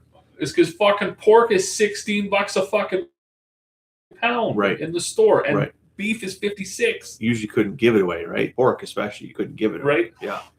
Yeah. Somebody just made a post yesterday or the day before on Facebook, and it's fucking $16 a pound at Blackman's, and it's fucking it was $8.77 a kg at Blackman's, and I think like $13 a kg at Superstore or something for pork. That's wild. Like that's tenderloin, but sure. What the fuck, pork loin? Yeah. What the fuck are you? That's crazy. That's like historically like $4.99. Yeah. Right. It's the cheapest meat. Jesus Christ. Yeah. And now it's. I was floored to see that, but I also was floored to see $127 a kg at Save on Foods for tenderloin. Yeah. That's. You imagine working fucking $25 an hour? It'd be paying $56 a pound for a good cut of meat. You just wouldn't know. That's absurd. You just wouldn't. You'd be in Alberta. You'd be eating deli cuts and fucking ramen noodles because at $25 an hour, it's tough to make ends meet. It's shocking. And now I realize, you don't need to eat tenderloin every night. You don't, right? No. But I was talking to Jeremy about this the other day, and it's funny because his wife, I think, was going to make stew, and they didn't have any stew meat, so he just grabbed 3 or 4 packs of steaks out of the fucking freezer and cut them up, chop it up. And he said like the insanity of like what you do when you have your own stuff. Yeah. And you talk about like say like a luxury or like a have situation. Oh yeah. You met like because and so many of us know so many people that went the urban route. So they live in a 900 square foot condo. They got like a fucking fridge that we used to have in the 50-50 splits. That's right. A tiny little freezer up top, and they shop twice a week, 3 times a week, and can't afford to waste anything. And it's just it's just like, holy shit. We have like Jeremy and I were like fuck. I think we have like 4 or 5 chest freezers, and like a stand up freezer. No, we had 1, 2. And then 2 stand-up freezers, so there's 4 ginormous fucking freezers. Yeah. Plus the one on top for below the fridge, and then in the trailer there's another fridge and freezer. Right. Then plus my parents have one of them ones from like 1950. We put like fucking 20 bodies in. Yeah. That's the fucking full. The Joe Pesci special. Right. Yeah. Exactly. And crazy full too. Like of like we'd get like half a buffalo, and then now it's like one whole area dedicated to rabbit, turkey, chicken, right, fucking lamb, bison, and beef. It's like literally you live at a grocery store. That's and what a relief that is. That's an incredible privilege to be able to have that, right? Yeah. We like a guy can't be too like intense on kids or whatever, but we even make sure they know we're like, hey, look, like just so you understand, like. This mountain of shit that mom just brought off the barbecue is like probably like $300. So I don't want to hear I don't want to eat this. Yeah. Because it was Charlotte said something funny today, and it was just a one quick like she's like, we're not rich. It's like, I don't think you have any idea what it is to be poor. Like don't get me wrong, I'm not saying that we are rich in the monetary sense, but like there's a lot of fucking toys in your house. We are extremely we're extremely privileged, right? Even by comparison to like how I grew up, right? Like we had one small chest freezer growing up, and we didn't eat the meat we raised because it was worth too much, right? The toys, the clothes, the 6 deep freezes, the fact that you can not eat not finish your supper and it's not sitting there waiting for you at breakfast. Right. You're pretty fucking rich. Like we're definitely raising rich kids for sure. Yeah. It's wild. I like even into like my like because like we only got moved out there when I was 35 or whatever, 34. So, but of course, same situation as your kids when I was at home. Like, I mean, there was canning, there was chest freezers full. There was like you never worried about if there was going to be a meal. Right? Always going to be food. You knew there was going to be a fucking good one. Yeah, like there wasn't just going to be one. There was going to be a good one. It was right. going to be home cooked and on and on and on. But I got a real good appreciation for it, like basically in the last, say, 7 years, right? You're like, wow.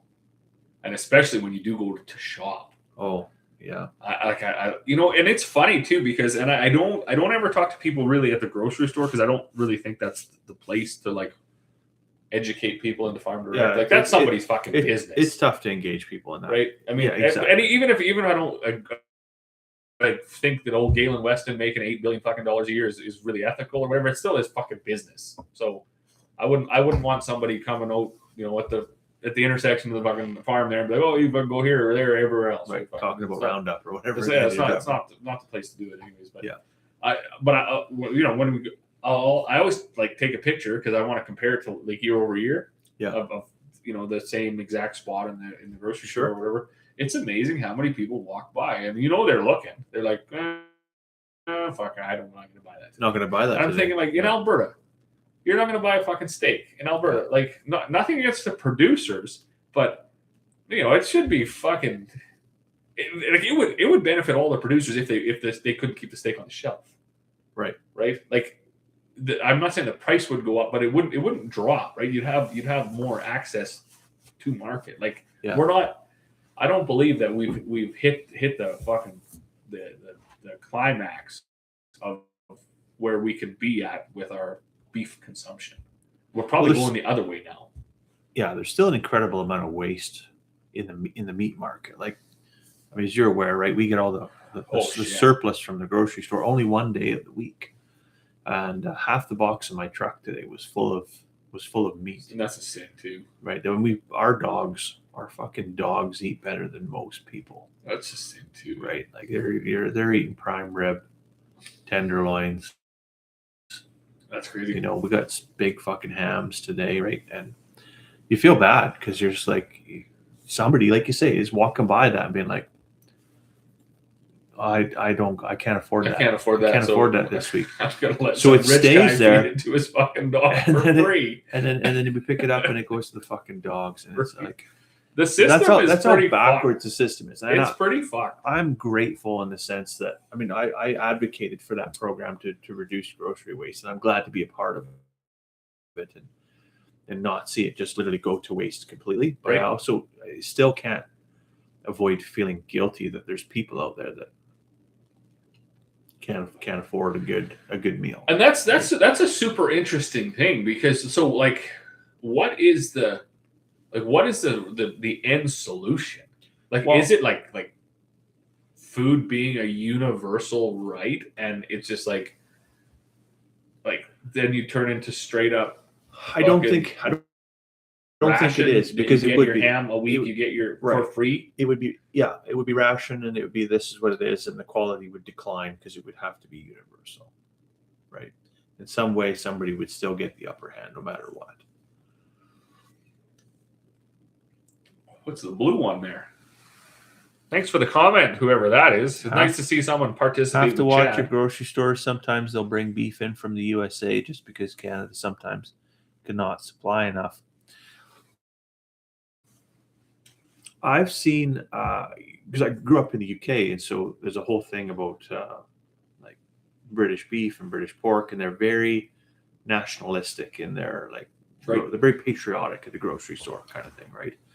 And the packing plants and the companies they're very creative with their packaging. Let's just say that, and they will put a Union Jack on anything to make it appear as though it came from the UK, even though that beef came oftentimes from Argentina or Brazil or Australia, but it would have been repackaged once it hits the UK, and then they put the Union Jack on it and they trick people, right? And you see that even in Canada, where there'll be a maple leaf on something, but that did not come from here. Right. It might have been sold here. It may have been distributed here. It might have been, the company that The fucking sticker has was made here. has right? an office in Canada. Yeah, the fucking Saran wrap that's on it. It comes from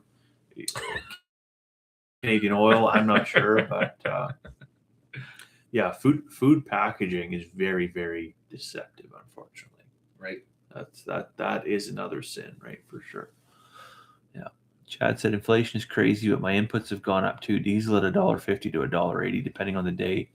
Parts, steers will have to say $3,000. Yeah, no, that's true. Like all your inputs for sure have gone through the roof. And I don't know if that's inflation necessary. It seems like it's inflation, but not necessarily, inflation of the dollar specifically, right? Like the actual inflation rate versus how much the prices have gone up. It seems like the prices went up more than the inflation rate. Yeah, I think there's definitely because everybody she's more gouging weighted there's a than lot just more inflation. Yeah, there's a lot more gouging and a lot more increasing of margins. And even everywhere. Simply like that market manipulation or whatever. Like, why is it that every single time we go into spring seeding, do one of these plants have to now do a fucking turnaround? Right. Like, could you not have done that in fucking February? Like, I don't understand this. I also don't understand why the government can't. But this is back no different than what do you do with the ham, right? Right. It's free market, it's capitalism. I'm a big fan of both. However, I would love to see some fucking checks and balances here. Because I was talking to lots of old folks have been asking, right? Because I'm a young farmer in the community, one of the younger ones, anyways, around, and they're like, well, are you concerned this year? Are you concerned this year? And I will admit, since COVID, there's been a fucking massive headwind every fucking year. Sure. There was 3 years where they tried to burn this whole motherfucking province down, so that limited imports and exports of everything. Yep. Then we had the shortages, the working from home, so you couldn't get parts. Everything was a wait list, blah, blah, blah. Then we had fuel go up, and then we've had fertilizers go up and things like that. And this year, for some odd reason, I was like, you know what? I think I just don't fucking care anymore. Like, I don't. These aren't my problems. They're not things I can fix. Mm-hmm. If there isn't fertilizer at the fertilizer plant when I go to get it, that's somebody else's fucking problem, and I'm tired of shouldering that. Now, I could buy bins, and I could get it direct, or I could pick it up earlier, but the cost to that, I'm not going to generate enough revenue in the first fucking year to pay for that. No.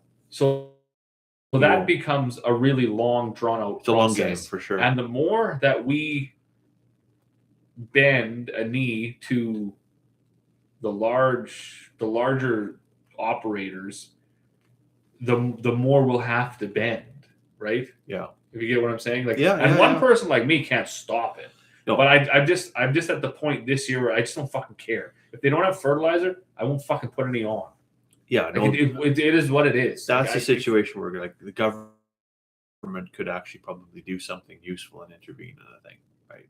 Would be a good use of their authority. Well, you would think they could demand that the country's food supply be secure. Be secure, right? Right, and say, but then how do you even do that? Right? Do you subsidize it somehow, or do you I'm sure if all they need is a fucking controller to go in and be like, okay, company A, you've had $7 billion profit, right? Not revenue, not gross revenue, not net revenue, but actual fucking profit over and above expense. Yeah. So fuck you. That was good. Next year you can make 3. Wow, the splash, you betcha. Next year you can make 3, but you're also your service can't. The quality in your service can't decline. Right. Like, we need to ensure that producers, farmers, everybody has access to this at somewhat an affordable, sustainable level, right? Because we will never be nobody in the ground level production will be a price taker or maker. So we're always going to be price takers. Sure. Yep. Some of us can afford to stay in the market a little longer. Those with animals, fuck, you guys are really tied, because when the animal's ready, it's ready. You got you can't hold on. You got plus or minus a little. Yeah. Once I put that barley in the bin, as long as it's in condition, it fucking can really sit there indefinitely. Yeah. Right. Yeah. So the condition of the animal for sure. Sorry, I should give you that. Will decline, and the quality of the product, it declines, right? So I need some 10,000-year-old water. I was just in Jasper actually last week. We went for a bit of an impromptu trip for one day. Drove down, went to Marmot Basin. The family wanted to ski. I'm not a skier. Oh boy. But I'll buy hot chocolate as much as the next guy, right? The Athabasca Falls is now the route to get to Marmot Basin. So because of the fire and everything that swept through there, Parks Canada shut down the Marmot Basin Road. It's only 14 kilometers from Jasper, but when you go up there, like there's no trees anymore. It's all like just scarred landscape. Okay. And so as the meltwater happens, huge risk of avalanche and mudslide, a lot of geo instability essentially, right? So you got to take an hour-long round trip to get there. And so we never collected any more $10,000 water this year. But I got another. Actually, back on the fireplace, we got a liter of it from our trip last year, right to Banff. So we're set for a while. We're good for a bit. Oh, Jeremy's on. Good evening. Good evening. Yeah, that's one thing one of us are gonna have to do if we ever venture out to somewhere cool is try to get some cool water. If you go to, you should bring some back from Iceland. Let's say if we can get some from Iceland or even if we get a trip to Scotland or somewhere in the UK. Because I don't really want to just dip her into a fucking river in fucking Mexico. I would. Oh no. The Red Willow River here. Would be ideal. I've got back and spend another 2 weeks in the hospital. I'm still not over that. Yeah, that's actually the thing. So we haven't talked about like our physical health at all this evening, but I'm still not like completely over that. Hey, I'm glad you didn't die because it sure made me laugh. And if you would have died, I'd have been like, "Fuck." It would have been bad. For sure. It's not funny. But yeah, I still haven't found out what the triggers are now. But there'll be days when I'm just like, it feels like I got stung by 1,000 bees. Like it's just that's crazy. The nerve pain that's associated with it is just awful. Yeah. So that's the nerve. Maybe it's nerve damage. I don't know what it is, but it easily shaved 3 years off your life. Yeah. Oh yeah. I was rough there for a bit. That was rough. Yeah. And that too. Sometimes maybe a guy's got to have an experience like that. You realize pretty quickly who fucking cares and who doesn't, right? Like, I found out there are some people that you thought you could depend on that you can't depend on them, and then other people are like, "Oh fuck, here's a fruit basket, fucking cheese and everything," and it's like, "Oh wow, okay." So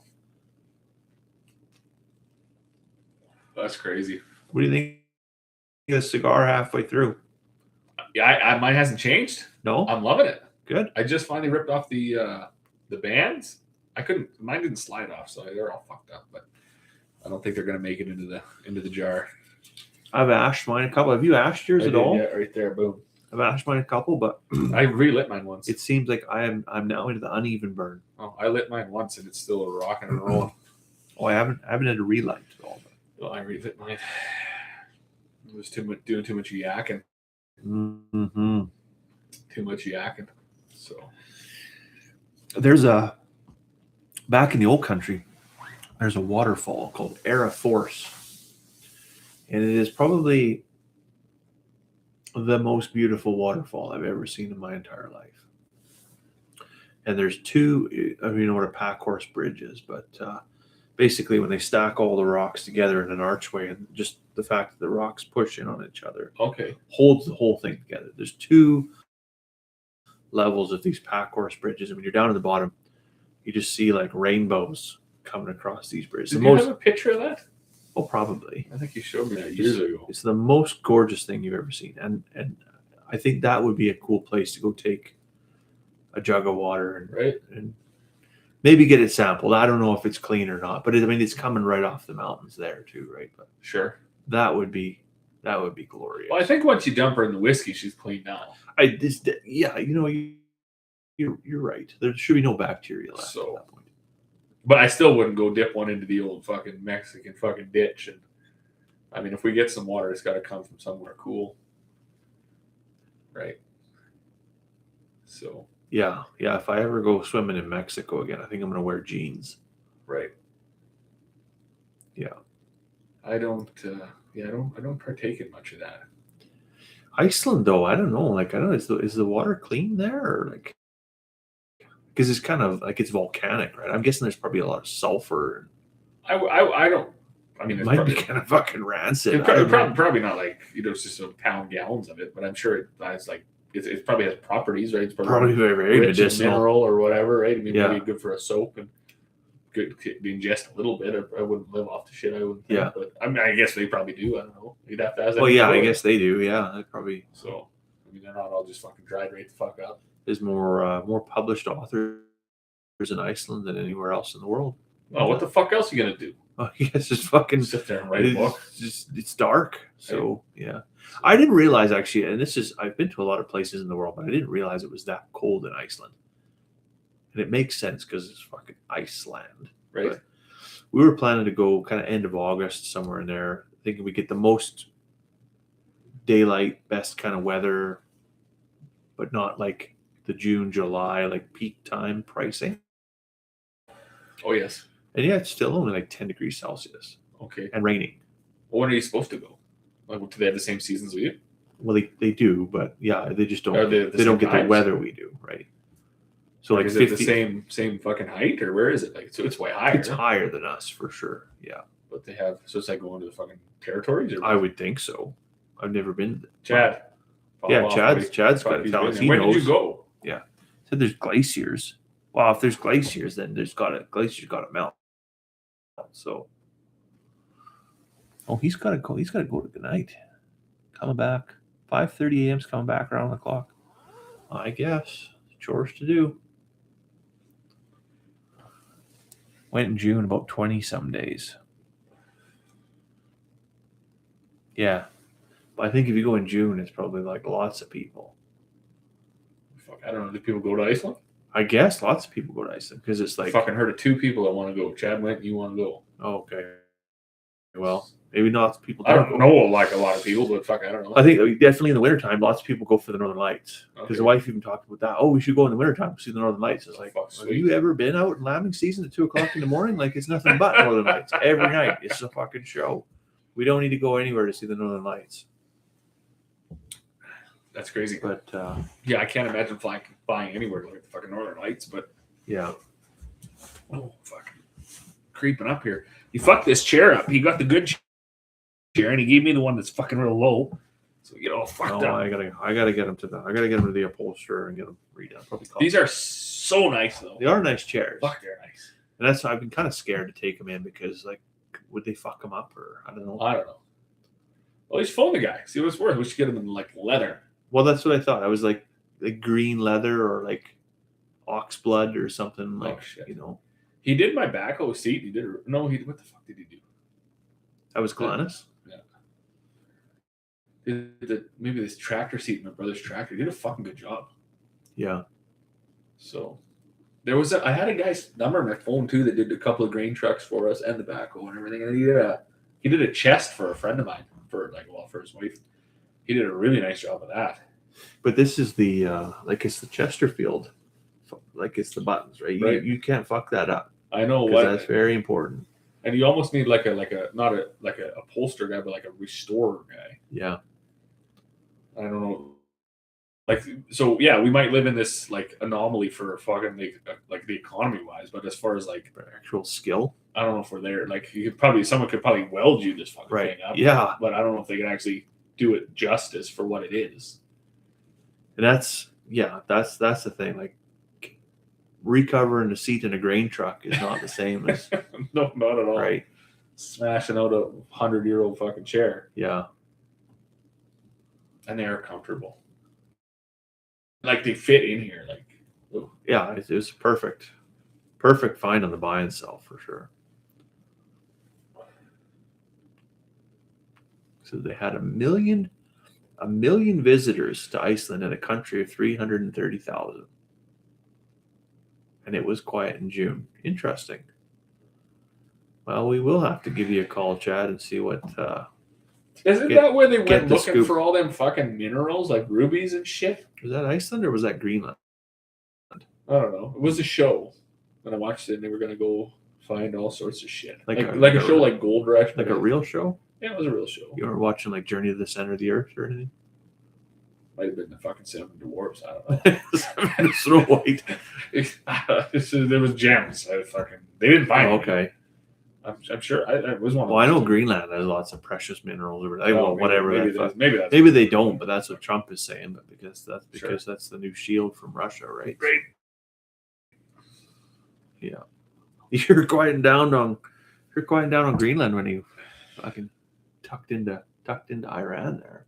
Well, I think he had to take a whole fucking sidestep there when he played Jesus. He really pissed most of the world off there. Oh, he was a doctor. Nobody like that. Oh, I'm not even really practicing in the faith. But I was like, holy fuck, man, rein it in. That's some big fucking balls. Right, start doing that. You don't. You're really alienating your audience, right? Oh, you definitely didn't play to your base there, but and not only that, you have now awoken fucking like a billion people worldwide that are like, hey, that's important to us. Yeah, you probably shouldn't. And if you're that fucking stupid, how the hell did you hit the highest office in the land? That still amazes me. Honestly, that still amazes me. I think it amazes everybody, but the 88 million fucking people that voted for him. Yeah. And even his minion there, J.D. Vance, is telling, well, the Pope should stick to things. Or it needs to, what did he say? Needs to be careful when talking about matters of theology. There is nobody more careful or higher when it comes to matters of theology. Right. And it's funny because, lots of whatever. Well, I mean, I guess there is, but not on this. Right. Yeah. Like it or love it or like it or not. I mean, this is the way it is, right? Like, yeah, that was a bad deal. That man's a fucking fool. Like a fool. I don't get it. There's lots of like that whole like, oh, this is proof we're living in a simulation, right? And it's like all these weird things. You've seen the trend on social media. Yeah. But I fucking think we might be right now. Well, it's amazing as like some people think he's an absolute genius, but I just think he's incredibly lucky. Like some stuff just works out for the guy. And then it becomes that broken clock theory again, right? Like you're right twice a day kind of thing. Right. And it's like, oh, he pulled this amazing move. And it's like, well, no, like if you just wait long enough, eventually that was going to happen, right? Like, sure. I think that does happen quite a bit. But the whole like, I don't get it with Iran right now. Like they closed the strait, and then he's like, you're not closing the strait, I'm closing the strait. And so they were going to open the strait, and then he blockaded it.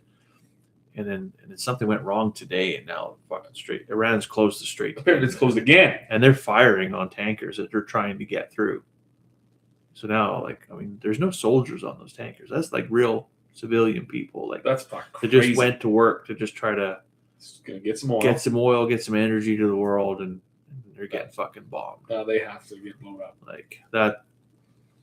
That's bizarre. And you can't look beyond the fact that sending Tomahawk missiles into an all-girls school, that was the Americans. That was a fuck up. That was a war crime. Like, that's unforgivable. Almost as unforgivable as building an all-girls school on a military base, but I don't know. I take a very, what's the word now? I bury my head in the sand in situations like that because they're so motherfucking sad that I don't even want to believe that they're true. Right. And I don't want to read about them as whatever, maybe ignorant as that sounds, because nothing I can do about it anyways. Yeah. And I just don't want to believe that shit happens in 2026. Like that's an archaic fucking an absolutely barbaric fucking way to go about handling diplomacy or fucking anything in 2026. And if we're not better than that, because I heard, oh, it was they did it themselves, and oh, we don't know for sure. And then I said, yeah, it was like, you fucking did it. You did it. You did You it. fucking did it. You screwed up. Just own it. Just say it's a horrible mistake. But yeah, that's I shut the old internet off there actually for a little while. I couldn't.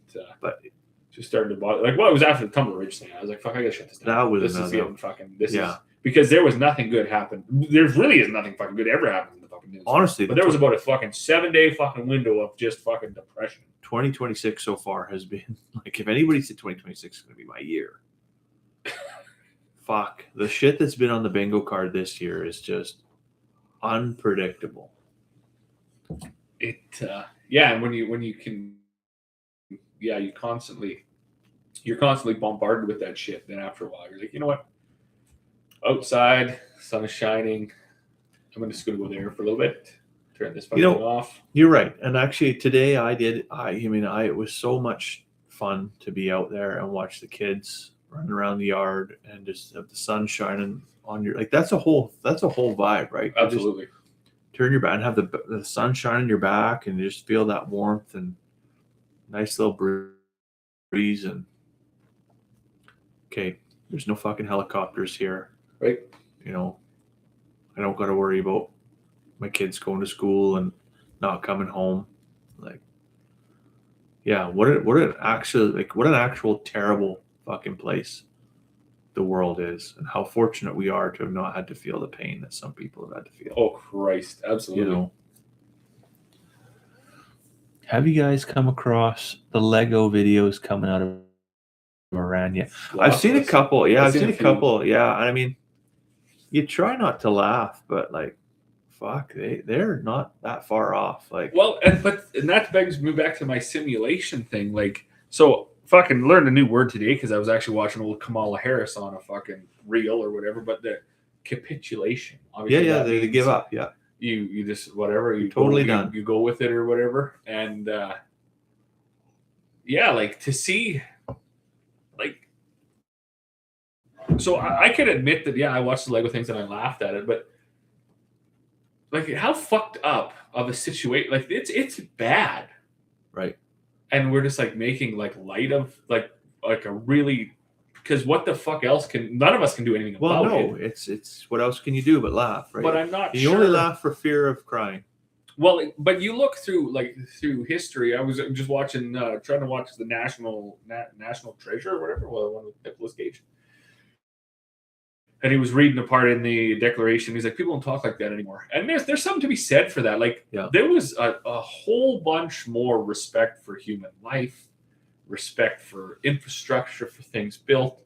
I mean, we used to protect things, right? We had wonders of the world. We had historical sites and shit. And it seems, well, we did a whole live stream on Idiocracy. And it seems we're just like fucking plowing towards not giving a fuck.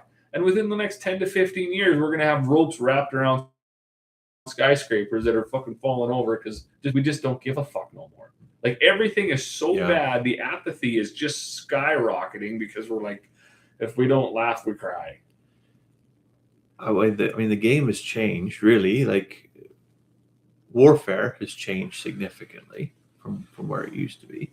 You'd get 30,000 men would leave and go and die, right? But they would look each other in the eye when it happened, right? Now it's not like that. Now it's a generation of people that grew up playing video games that they fly a drone in and they just, it's life is meaningless, right? Absolutely, right. There's no connection there at all. There's no connection, and there's subsequently no consequence as a result of it when you fuck up, right? It's shockingly like, and no accountability at any level of government, it seems, for any mistake that's ever made. And how numb we've become, where we just like, meh. Yeah, Jeremy says that the drones are scary. I was watching a thing in the Ukraine where, like, you see the fields and it looks like spider webs across, but it's just millions and millions of miles of fiber optic cable. So the Russians are running these signal jammers to take the drones out of the sky. So they're flying them with 60 miles of fiber optic cable. They go in and they drop their bomb, and then whatever, where doesn't matter what happens to it afterwards. But there's all this fucking cable. Oh, really? And it's just like thin, right? Jesus. It's strewn throughout the field. So you think that's not going to have an effect when you try to put a crop in on any of those fields for generations upon generations, right? Like, sure, it's going to be fucking fiber optic cable in the potatoes, and I'm sure that's not good for anybody, you know? So. Yeah, seems like, you know, in 2026, we should, in 2025, 2024, we should have had better ways of dealing with inequity, indecision, confrontation. We just don't. We're like We can fucking never 3,000 years ago with a fucking axe. Yeah, we'll never be able to out logic someone's ego. And it's right. It's shocking. Yeah. Well, I never like. It seems like there was like a brief point in time where like electronics, video games, and stuff took over. So, and probably in my lifetime, like I'm probably that group that could have handled playing all of this stuff, but still had a moral compass, right, and understood. The graphics weren't good enough. Maybe that's it. You know, 8-bit, 16-bit, whatever. Right. It's just, you were block, you were pixel, you were whatever. You knew it wasn't real. But now, right, and we find ourselves even doing it. I was talking to a gentleman today about electronics and kids or whatever, and how do you go about that? So right. do you take it all away, which we were basically for off the start, but then what swiveled us around was my boy comes home, he's in grade 2, and I was like, oh, what'd you do at school today? And he's like, oh, I kind of like just like stood around or whatever, and I was like, what the fuck do you mean? What does that mean? And he's like, well, and Corey had been at parent-teacher interviews, and my boy's he's got a lot of fucking wrong going on, but the teacher was like this kid is so fucking like mature that he doesn't. He's not engaging with the other kids. He's not, but he doesn't know what they're talking about. And I was like, well, what the fuck does that mean? Like, is he fucking stupid or what the fuck? And she's like, well, no, like they all are playing Roadblocks and Minecraft, and I know what Minecraft is. I still don't know what the fuck Roadblocks are. I have no idea. I know it's a game that the kids play, but that's it. So she's our kids don't play it. She's like, they're all of his friends are doing all these things, and then so that's all they group up and they're talking about it, and all he knows is like, he's got his pellet gun and he's got his rabbits and he's got it's like he doesn't really fucking he's learning life skills, but he's the only one. Yeah. And I was like, well, fuck. So then, anyways, he's lucky as a little guy is. He won himself 2 Nintendo Switches and a fucking drone at a hockey tournament. Right. So then we got him an account to play Minecraft. He doesn't still have the Roblox thing because when I looked at that, apparently that's just a fucking sex predator fucking thing. Oh gosh. That's because apparently it's all chatting online. I still don't know what the fuck they do, but it's chatting online or whatever. It's not a good one, I guess. So okay. He still don't have that, but at least now he knows, so he can sort of connect with. Because what the fuck's what's he gonna do? So he hangs out with the older kids that he plays hockey with, but that's only a recess. Right. So where the fuck? What? And then this gentleman that I was talking to now, he's a bit older, and he said like, "Fuck." He said, "Yeah, I got some teenagers and shit." Kind of the same thing. Like we don't really. Some of us rural folks, our kids are busy, and he looked around too. He was picking up some. He's like, "You're so lucky you got the farm, and the kids got the treehouse and the plant, all this other shit, right?" But when they go to public school or whatever, and they're with a bunch of say urban people who are effectively latchkey kids, right? And it's just like home on the Nintendo, and they're playing the shooting games and the Minecraft game, and on and on and on. So I guess what I'm getting at is like we had to concede to say, well, fuck, we can't just have this kid standing out in the field by himself doing nothing. He's got to have to. Yeah, I mean, he loses the ability to connect with his peers. But I guess, it becomes a moral question for you as a parent: is do you want him connecting with that? Well, I can't bring him here. Right. He wants to come. You can't bring him here for a whiskey. Right? I know. He's all pumped to come. He wanted to come last time too, and I said, buddy, it's gonna be pretty late by the time you get back. But I mean, there's a few more years to come, I guess. But right, you're only 8, right? So I don't know. I still think there's take the kids to the bush, cut down some willow, make a walking stick, Well, and build a fire. And so we do, like him Shoot and a I squirrel. the other day we went shed hunting. He brought his BB gun with him. We were educating him on the fact that you cannot just go kill shit. You Right. can't just shoot at shit. Yeah. You need a license, and if Yeah. you're going to shoot at something, you make sure you kill it. Right. We're not so he's he like that's what he wanted for Christmas. He wanted Right. hunting pants, a hunting blind, jackknife.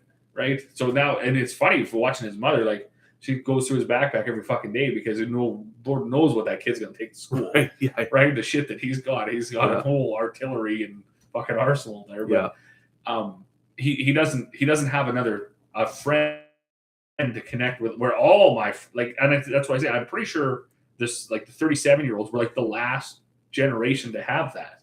Like the bikes and the pellet guns and the fucking going to the fuck outside. Because we had all the video games too, but you were actually raised a good point. The graphics and shit were so shitty that it was just something to do. It wasn't. Yeah, you couldn't get that immersed into it. It was truly entertainment to that point. And I think this is the fallibility of the human mind is that like you can play a game now and you think when you turn it on, okay, well it's not going to have any effect on me. It's just a game. Right. But I truly believe when you're seeing it at that level of detail, you're exposing yourself to some degree trauma. Sure. Right. Sure. That makes sense. And it both, softens the blow of that trauma, but also hardens the mind to it. Right. So it just becomes like, that's where apathy comes from. Sure. Right. Because that's just the way the world works. But it's not the way the world works. No. Well, it's the worst part of the maybe parts of the world work that way, but it was in the worst possible way. We should be able to see that and recognize that is absolutely abhorrent, right? And that is not acceptable, and that is not what we want our kids to be exposed to. We don't even want to experience that as adults. No, right? And if it is, it's just a terrible, terrible fucking thing, right? Yeah, it's definitely something that and we turned it into entertainment. We did. And childhood development. We certainly did. Right. So we did. Yeah, there's a lot different than say the 1950s, where post World War II, kids are growing up with tin soldiers and BB guns and things like that. But they turned that into life skills. Right. Right. There's no life skill that comes out of playing Call of Duty. No. Unfortunately, right. Other than unintended PTSD. Well, that's the thing, right? I mean, if you're, I guess if that's your path, that you're going to end up, is sitting in a fucking effectively a fucking sea can somewhere that's all decked out in technology, and you're flying drones on the other side of the world blowing people up. Then I guess Call of Duty was an asset. Maybe it helped you in your career path, but yeah, really. But for most people that have to just basically integrate into society, and you're right, like that, like understanding the value of life and the preciousness of it. You should have more, right? Like there was even some stuff he was playing, and I said, Danny, I said, I don't mind you playing this, but don't play it when your grandpa's here. Right. Like your grandpa's from a totally different fucking time. Right. I've already talked to you about this. Yeah. So when he comes, she's like Farm Simulator. Sure. This is whatever, right? Just out of respect for you. Don't like like he's from a different time. He doesn't appreciate this stuff. He doesn't understand it, and he won't like it. So yeah. Yeah, if your kids are grandpa's over, kids are playing Grand Theft Auto, you're beating up hookers or whatever, right? I mean, that shit's not going to fly. It wasn't to that extent for sure, but yeah, it was definitely it was a game where there was violence and things like that, and I mean, maybe now that I think of it, maybe he shouldn't have played it at all. But I'm also trying to wrestle with the fact that the fucking kid doesn't have any friends outside of hockey. Yeah. So when the hockey season's over. It's like effectively the teacher was like he basically fucking stands there by himself. That seems harsh. Like as a parent, that seems harsh. You want your kid to fit in. You want them to have a social circle. You don't want them to be the awkward kid, the odd one out. But when you become a grown up, and I mean you should appreciate this more than anybody. What does your circle look like? Because your circle really is a sum total of who you yourself are. Sure. Who yourself is, right? So you are no smarter than the dumbest fucking person that you hang out with. Right. That's true. So Yeah, but maybe having a small circle isn't such a bad thing. Yeah, and that might be the case. Maybe but early recognition of like, I've got nothing in common with these fucking idiots. You know, maybe it's going to keep him from going down and breaking windows or whatever. And that's that's the picture perfect way to look at it. But in the moment, you're like, the fucking guy apparently is standing there by himself. Yeah, it's not easy to watch for sure. So now and luckily, right? I mean, he's connected with a couple of boys now that are in grade 3, the older grade, because they're all right. That's the way hockey is, right? You play with, but of course they're moving up, so there's some stress there. He's like, oh shit, like these guys I'm not going to play hockey with them next year. Right. So he's still going to go to school them, but then he's going to miss that connection, and they're going to make new friends also. So I was happy to hear before I came over here, because he's like, well, basically if I can't come with you, I'm going to grandma's house anyways. So he went to his grandma's house in town, and apparently the two boys down the street were fucking right. If you're going to grandma's house, we'll come sleep over too. Sure. So now apparently my grandma's looking after half the street, but whatever, or my mom, I guess. So that's good. I mean, I found that. But that'll be good. And it'll be good, and it'll be wholesome, and right. It'll be good. That like lucky enough now that he's getting older and he's connecting with a few more people. See, the girls seem not to have that, because my fucking daughter couldn't give 2 fucks about Nintendo. She'll play Mario Kart for like a minute, sure, and that's probably what we can all get on board with. That's kind of fun for people. Right, it's fun. It genuinely is 25 minutes, and we're throwing bananas at each other. Right, no harm, no foul. Driving go-karts or whatever. Right, yeah. So, but and then she's like, they're all whatever, playing dolls and shit. It just seems that these and I wonder too, like it does seem like the young men, even at 8, or like there seems to be the ones that need like the most impression early on. Like the girls seem to kind of have shit figured out. I don't really know why. Well, they mature much sooner for sure. But yeah, maybe it's because I'm an only child. Maybe it's because I grew up on the farm as an only child that I just have a different viewpoint on that. Like there is nothing wrong with standing alone in the crowd, right? Yeah. Nothing. Again, I get a bit of a cynical view of the world, but I think a group of young boys, teenage boys, sometimes, what good came of that? Right.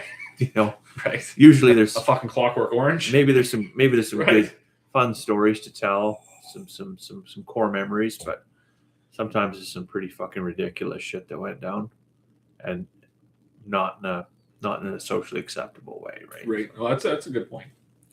But see, and I just know for myself, right, being a town kid, right, we had there was always, I don't know, there was always like 5 of us, and a friend of mine too, right? You know him as well, Corey. He said, "Fuck, who were the last people that wore out bike tires?" Right. Like now, you buy your kid a bike, and fucking within 2 years, you give the bike away because it's brand fucking new. You upsize the bike and you give it away. Yeah. But we wore we'd actually go into Ernie's and fucking buy new tires. Yeah. We wore the fucking things out. But it's funny you mention that. I guess I wanted that for my kid also. Yeah. But the reality was I lived in town. He doesn't. So he's gonna have to. And I remember that as a teenager. I remember there being there's a bike repair store.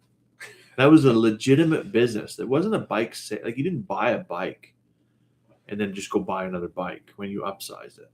You would have to fix that bike many times. Lift the seat up, lift the handlebars up, new tires. Replace the tires, replace the gears, replace the bearings, replace the chain. Right. All the parts, because you'd fucking wear that bike out. And now it's just, fucking. And it's not because it's a throwaway generation. It's because, you have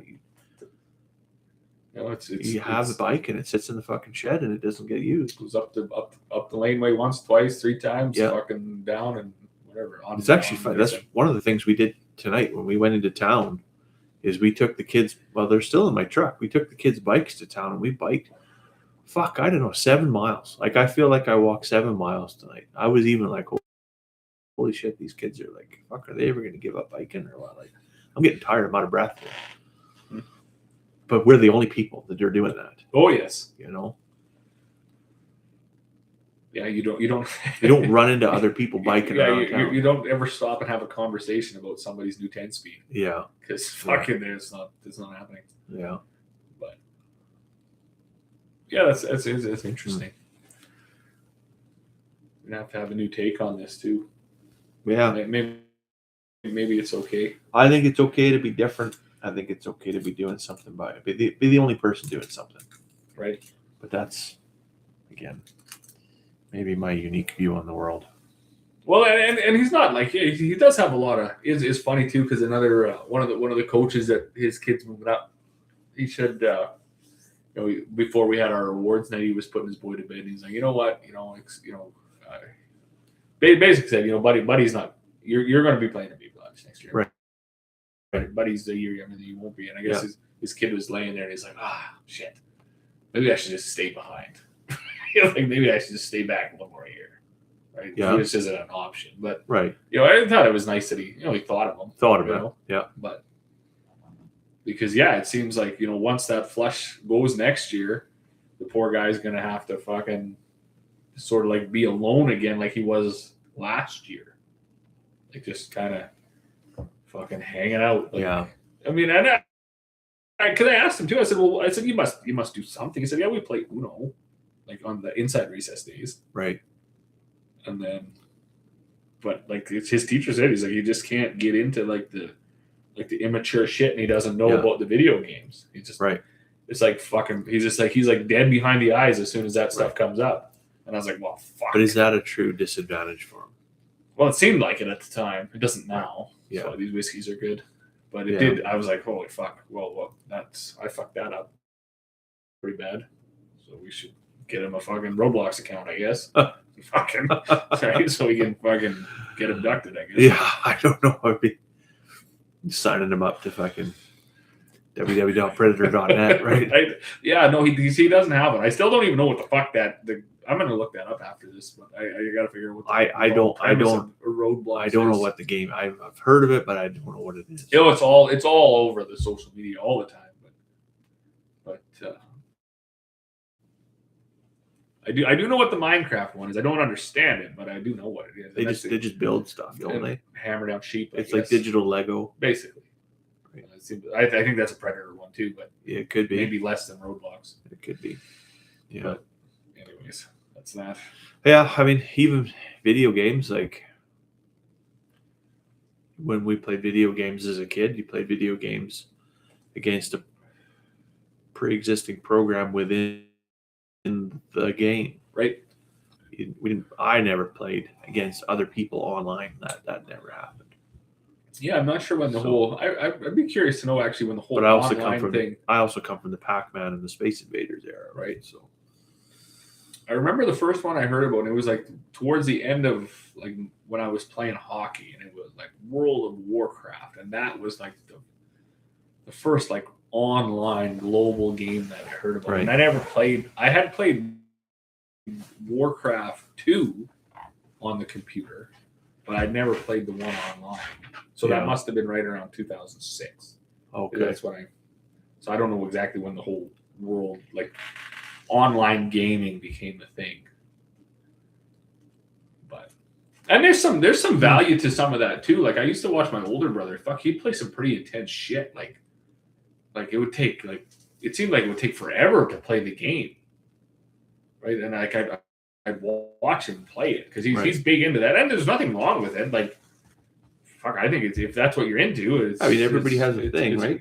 They had cool games where you start from nothing and you build whatever. Like even that whole sim era where you were like sim farm, sim city. So, there's probably some educational fucking. I won't begrudge anybody a hobby. I've questioned that for like grown men. Like grown men, why are you playing video games? But I mean, I've also had people, why is a grown man making YouTube videos? Sure. I mean, everybody's got a thing for sure that gives them some peace at the end of the day. But yeah, who the hell is that? When it comes to kids, we've just got to be aware of the impact of it, right, Kristen? It's Kristen. Oh, Kristen.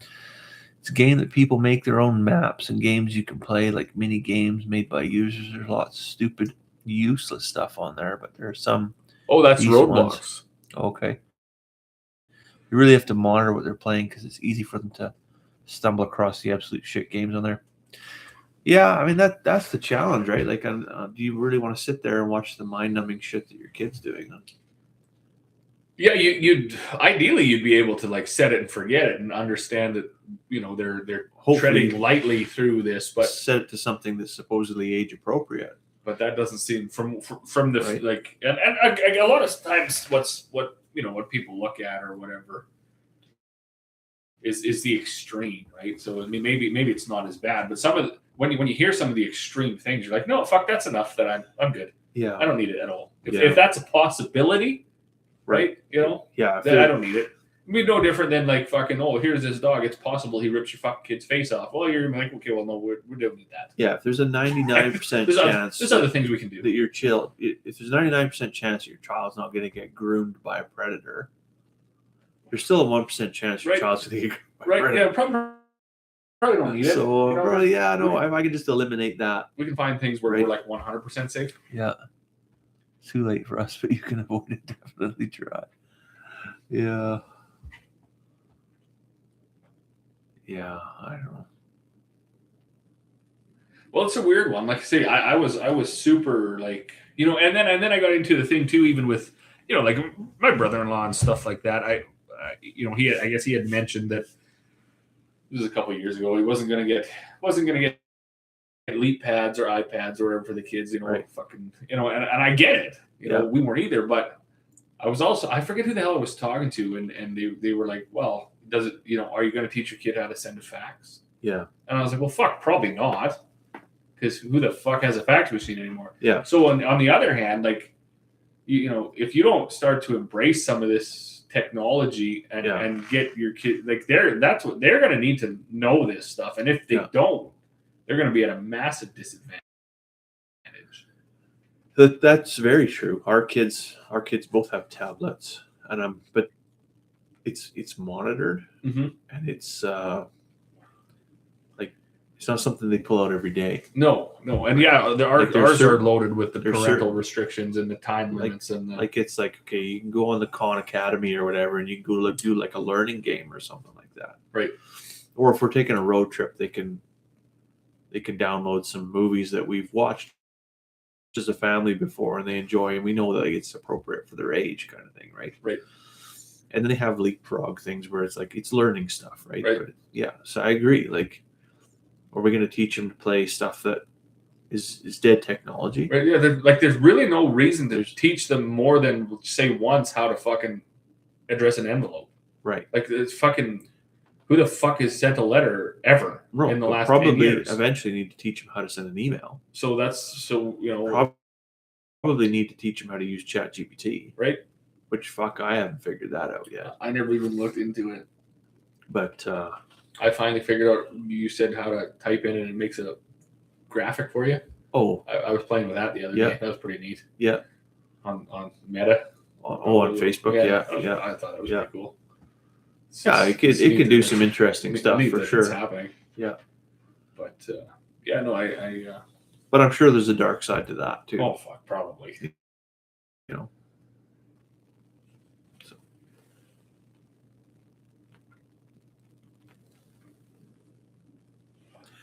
Yeah, that's kind of funny. Like the Industrial Revolution was a whole thing, but like where we're at now in a technological revolution, where like things are progressing faster than things can produced. Sure. Right. Like if we think about when I was a kid growing up, I remember my parents' record collection, 8-track collection, cassette tape collection, right? The old even CD collection, VHS, and then moving into like MP4 downloads, and then like now we don't even download anything; it's just on demand. It's just streaming on demand, right? And like the kids get in like the old blue truck, and they're like, "What is that thing?" Oh, well, this is where CDs went. And what are CDs? Right? Are you like that? Wasn't that long ago? Holy fuck! Like that was not long ago. You want to talk about a massive shock? I took the kids to the fucking Storms game. Yeah. And this year. Yeah. And in the intermission, they put up a fucking VHS tape, like in the bottom, right? Sure. And they had asked the Storms players, what is that? And there was a VHS player. There was a fucking CD. Yeah. There was a few things. And like a bunch of them didn't know. I don't know. I'm like, holy fuck. Like, I sort of, like, I was seeing a thing on the internet where they were talking about, like, yeah, like millennials or whatever. We're like the weird generation where we like, I was talking to a fucking 17-year-old the other day and I was like, I thought we were the same age. I didn't realize I was fucking 20 years older than him. Fucking Captain Old Balls. And I'm like, holy fuck. Like, how did this happen? Like, how the fuck did time got away on you? This went crazy. Because I'm not old. Fucking not old at all. Right. But the things are happening so fast. Yeah. Fuck, so fast. All of a sudden, there's people now that are in their fucking 20s that don't know what a VHS tape is. And you're like, holy shit. Yeah. That went quick. Well, like we spent like fucking 1900 fucking years where everybody knew what everything was. Yeah. And then we went like a fucking couple fucking hundred where nobody has a fucking clue. Yeah, we've progressed, and there's been studies on this. Like, we've progressed so far, so fast that if we went into the dark ages tomorrow, or we time travel back in time, like, we actually couldn't recreate anything because we don't know how anything fucking works. Like, the stuff that exists today, we accept it and we use it, and we're just thankful for it. But we have no fucking. It's witchcraft. We have no idea how any of it works. It is pure sorcery. Yeah. We couldn't tell anybody 20 years ago how a fucking iPad works. Right. Even though, like, yeah, that was the onset of the technological revolution. It is bizarre. Unfortunately, I just like to talk to some of the older folks. Like, I asked my dad once, I was like, do you ever think you'd have a fucking... Or I said, did you ever think a tractor would drive itself?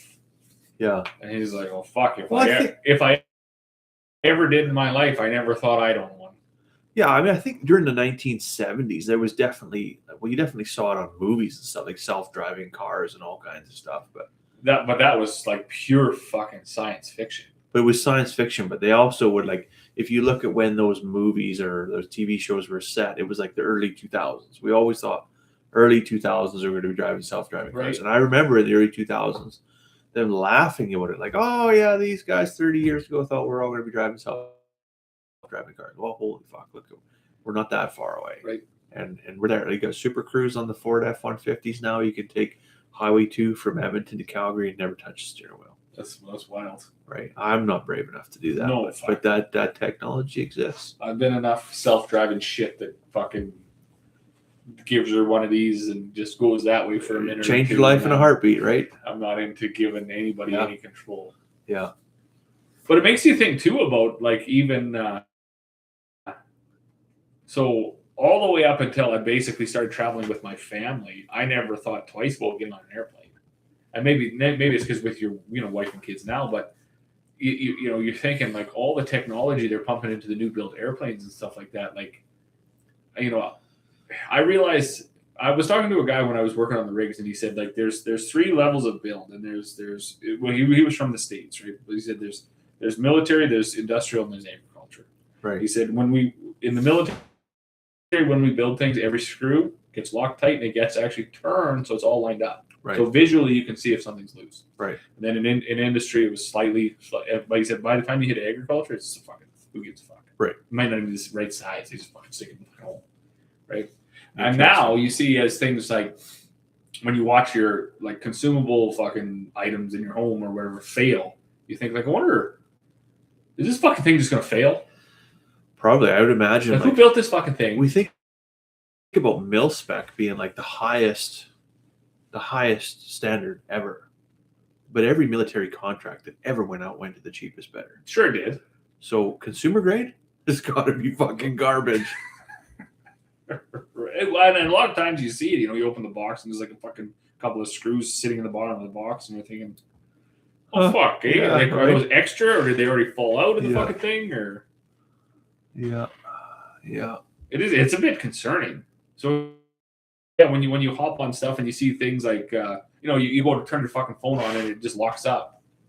What if this thing just locks up at 35,000 fucking feet? Like then what do we do? Like, is there a fucking override? It's not beyond the realm of possibility. Like the whole thing we're dealing with the wife's vehicle right now is like, right. Yeah. Is that any different than technology in an airplane? I don't know. I'd like to think it's several steps below, but maybe it isn't. I hope so, but like, you got Wi-Fi on a plane right now, so I mean, maybe. It is concerning. I know when I climb on board the fucking thing, I kind of just want to go to sleep and wake up when. And hopefully you arrive there. Because if not, I just want to sleep through whatever the fucking craziness is going to be happening. Yeah. So. I think we might need a quick, like a little bit of a slowdown. And it's funny too when you see like the Elon Musk of the world and stuff, and they're like they're really pushing hard on technology, and they're all doing great things. And I would love to believe that there are super intelligent people, engineers and investors, and they're all just sitting there dreaming shit up that's going to make life better for the rest of us. But what they've seemed to be forcing out within the last 10 to 15, 20 years has been just fucking trash. Like it's, right. I don't even think it's really added much, but fucking like uncertainty, chaos, and fucking heartache. Right. Because it's just like, oh man, look at my brand new fucking vehicle. It's a total piece of shit. Total piece of shit. Like I wish I never would have fucking spent fucking twice what my parents paid for the first fucking home. Fucking thing. Yeah. Right. And we're all just. To the point, fucking, you don't even want to buy the shit no more. You're just like, whatever. When you think about it, like I've gotten mad, and I don't get mad very often. I'm pretty in control of my emotions these days, but I've gotten mad with the wife a few times in recent history over like how she takes care of that vehicle of hers, right? Because I think of that as like that thing cost a year's salary, right? And we own it, and I want to own it for a long time because it better. It's cost a lot of money. Right. Better fucking pay for itself. And it's treated like a rolling garbage can. Like there's fucking goldfish crackers and there's coffee cups and there's just shit in there. Like it's a fucking dumpster on four wheels. And then, but I think of it like from her perspective, she's driving it and it honestly, it operates like a piece of shit. Right. How can you love it? How can you love it? How can you respect it?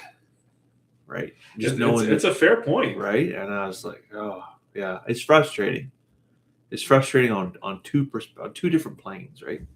Because you want to take care of it, but like it doesn't matter how fucking much armor all you put on it, like how clean you keep it. You also want to burn it when you push that fucking button and it doesn't start, and you're just like, I can't do anything. Can't drive it. May as well put the garbage in it. Yeah, exactly. Right. The other day, she had an appointment. That is too funny because it was fucking up real bad. Lights are flashing and fucking shit was going off, and she couldn't get more than 80 kilometers an hour out of. Booked an appointment with Ken Sargent. They're like, well, "Fuck, we're not looking at that for 3 weeks." Right. That's fucking handy too. And here is $100,000 vehicle. What are we gonna do? Fucking park it. Drive the fucking old farm truck, I guess. You know, it's funny because I was talking to another guy yesterday, and he was saying when he retired, he always wanted to own a Lincoln. Yeah. And so, anyways, he's gonna go and buy this fucking Lincoln. He just retired. And I said, "Well, why didn't you get it?" He said, "The fucking guy looked at me like I had no money." He's really? He's like, "Well, this is a Lincoln lot, but we can go over here and look at the Ford fucking Eco, whatever the fuck." He's like, "Fuck you, I left." Fuck that. Yeah. And I said, "Well, it's interesting because I actually do have a Lincoln." And he said, "Well, why the hell did you buy it? Right? You're not retired or nothing." I said, "Fuck, man, they have a plan." Right, and I am very much aware of the garbage. The service plan, yeah. I said, if your fucking Lincoln ever breaks down, they bring you a fucking Lincoln, and they take your piece of shit Lincoln back, and you drive their fucking car until yours is ready. This winter, I had their car for fucking 45 days. Yeah. While they fucking fix this fucking thing, and because my wife is fucking, I'm not a warranty guy. I am now. Sure. Because everything we have is fucking junk. Garbage. But she was, and she had the foresight when she bought the car. We bought it used. Yeah. She said, "I want the extended warranty for fucking $3,500 or whatever." The fucking part they needed was $4,500 covered under the extended warranty. Yeah. So I already made $1,000. They ordered it. Somebody decided after a week that they didn't fucking need it, so they sent it back, which is why I had this fucking thing for 45 fucking days. And I was like, fuck, man. As long as Lincoln keeps that package for a rural person, I'll just fucking keep buying fucking use Lincoln. That's beauty right there. Fuck, right? Yeah. No. What would it cost me to rent a car for 45 fucking days? I don't know. Fuck, $50 a day. Oh, maybe more than that. Maybe more than that. And you get limited to 100 kilometers a day, or it's 25 cents a kilometer. So it was perfect. Fuck. Yeah. I didn't drive a whole bunch because I don't drive a whole bunch. But I need to take the kid back and forth to hockey and things like that. So fuck, that was a major fucking win. Yeah. General Motors will not do that for you. They will just fuck. You're on your own. You're on your own. Market. No, that. When he told me that at Lincoln, I was like, "Fuck, really?" Yeah. And it doesn't have to be new. Like, it doesn't have to be financed or leased or nothing. He's like, "No, if you have a Lincoln and you keep it clean and whatever, and you end up being in that like customer base of decent Lincoln fucking owners. Well, that's good. Fucking boom, we'll bring you one out." Well, when the wife's instrument cluster and the whole infotainment center went out on that Yukon, we realized pretty quickly we had extended warranty. I didn't realize we bought it, but we did buy it apparently. Well, good for you. And so that was a stroke of genius that we didn't realize we had at the time. But so Ken Sargent charged us $210. It was the deductible, or $260. Sorry, it was the deductible for our extended warranty. We took it in there, and then like a week later, they phoned and said, yeah, actually, that's not extended warranty. And we're like, oh fuck, we're gonna be on the hook for thousands of dollars. Turns out it was a known GM problem. Okay. And it was like actual warranty. Oh, okay. So they had to refund us, and I'm like, how do you fuck that up? As a dealership, how do you fuck that up? Like, well, I mean, you're the service department, but they're dealing with fucking garbage over garbage too, right? Like, but that's the point, right? Their dumpster's full too. Like, fuck, they don't know what to do with. You can't get an appointment to repair your vehicle for 21 days. That to me speaks volumes about the quality of the product that you're purchasing. And that's back yet to capitulation, or when nobody gives a fuck. I guess not. We're just we're just accepting this. What can we do about it? I don't know. But at this point, we're all just accepting it. Yeah, I mean, it is shitty. Like, what we are we keep going in, and they have record sales. We keep buying this shit, right? Even the trivial free shit off Temu, or the fucking real expensive shit from the luxury stores. We're just buying it. We're buying, and it's all fucking junk. And we're all complaining about it. We're all frustrated. We're all mad. I think that's generally why the general population is fucking unapproachable, because everybody's just fucking pissed off. Sure. Like, everybody has shit going on that they don't want to be dealing with. Everybody's getting fucked. Right? Yeah. Who's that one? That's a new one. Uncle Larry's on. Good evening. Good evening. Maybe starting a little later was better. It's almost midnight now. That's still fucking pretty good live for starting at 9:15. Yeah. So, well, the cigar's finished, anyways. Right. That was actually pretty good. Maybe time for dessert cigars. That was a good one. Yeah. But that was a 3-hour burn, though, I think, right? No, we didn't start that probably. No. Probably 2 hours. 2 hours. I think kind of middle of the road for me. Not really any unique flavors. Would have been good with a cup of coffee. Would have been good with a cup of coffee. I probably been, should have fired up the $400 coffee pot. That would have brought some espressos in there. Well, for like when you say we'll have one on one evening. We got to do a deck night. Yeah, summertime would be good for that. If we get a long night, summer evening where it's still light out, it's not too windy, no bugs. Right. Well, if you have that smoke coming, there shouldn't be any bugs. Right. That'd be all right. Sure. Just drag the coffee maker outside and just keep it on tap, right? Yeah. Fucking hose. I was pretty impressed with the wife this morning. She, because she's been asking me to use the new coffee pot, because she wants me to buy into the. Oh yeah. We need this expensive coffee maker, right? So any opportunity she's got, she's like advocating for me to drink coffee.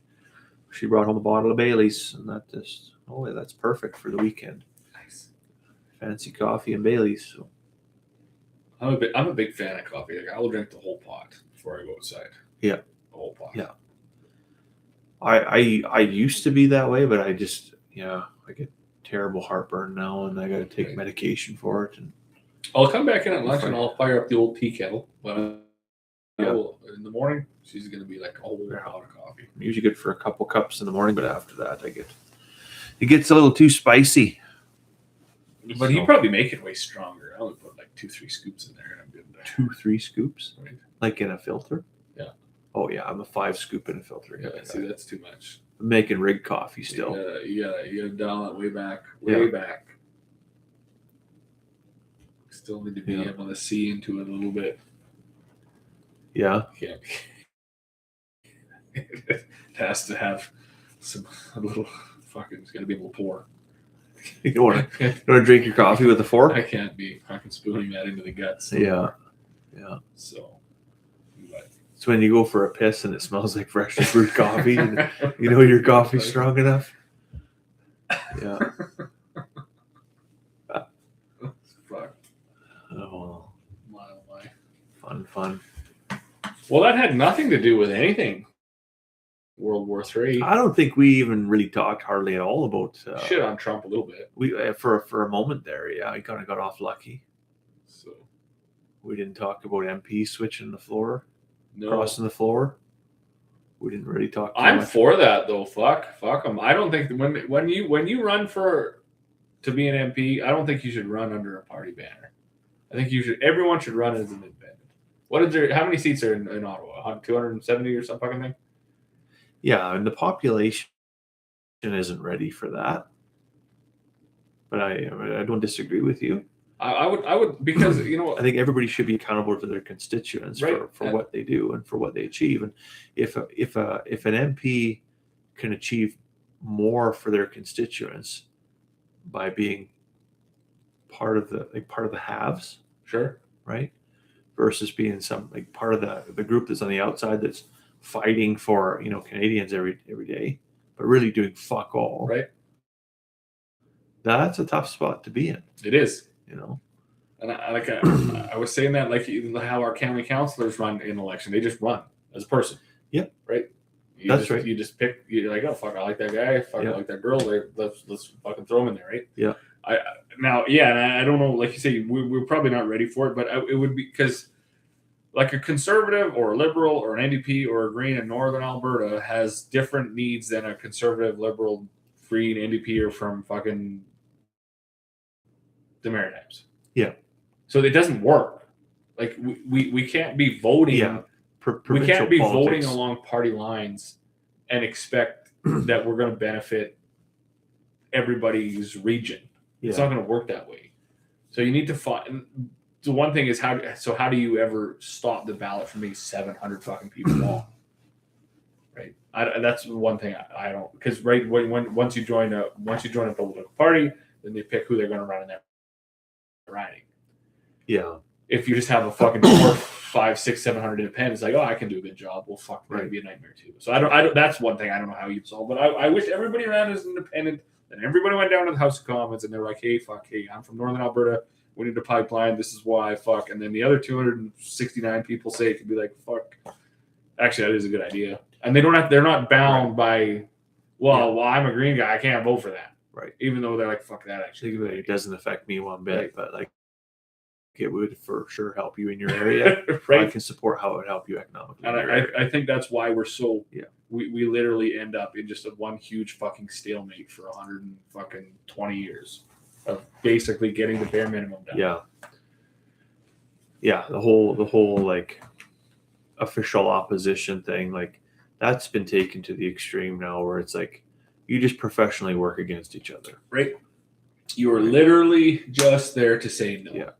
There's no fucking way you're ever going to say, yeah, that's a good idea. Yeah. Although when he cut the gas tax, apparently that was a fucking good idea. Everybody agreed that was a good idea. Yeah. Well, they seem to, because they were saying, well, that was Pierre's fucking thing. Yeah, I mean, Pierre's kind of taken the stance now that, well, if the prime minister's doing what he wants him to do, well, then that's just great. He's right, exactly. He's winning, right? But there's still a lot of rhetoric floating around, and it's like, okay, really, how about advocate for the stuff that you want or the stuff that you need? Maybe work collaboratively on some stuff that you can agree on is good for the country. Right. but this, I always see Chris Workington put these, whether it's an email or it's a letter in the mail or it's a social media I post. fucking hate those We're letters. holding the government accountable. No, well, no, you're not. Like there's just rhetoric floating around a question period. It doesn't really mean anything. Right. Like it's total nonsense. It's just sniping across the room. It doesn't. There's no actual accountability that's applied there. It's total fucking nonsense. Right. All of it. It's all total nonsense. Yeah. And even their fucking like loaded questions, like I can't read any more of those letters. Do you support raising the price of groceries? Fuck, obviously not. Obviously what not. the fuck right? kind of a question is that? Yeah, Right? Yeah. Obviously Ask the question properly. Fuck. Right. Yeah. Yeah. Ask a real question. Right. Do you support fucking drowning newborn puppies? Well, fuck no. Like, fuck, what the fuck are you talking about? Yeah. Yeah. There's something. Do I support fucking population control for fucking animals?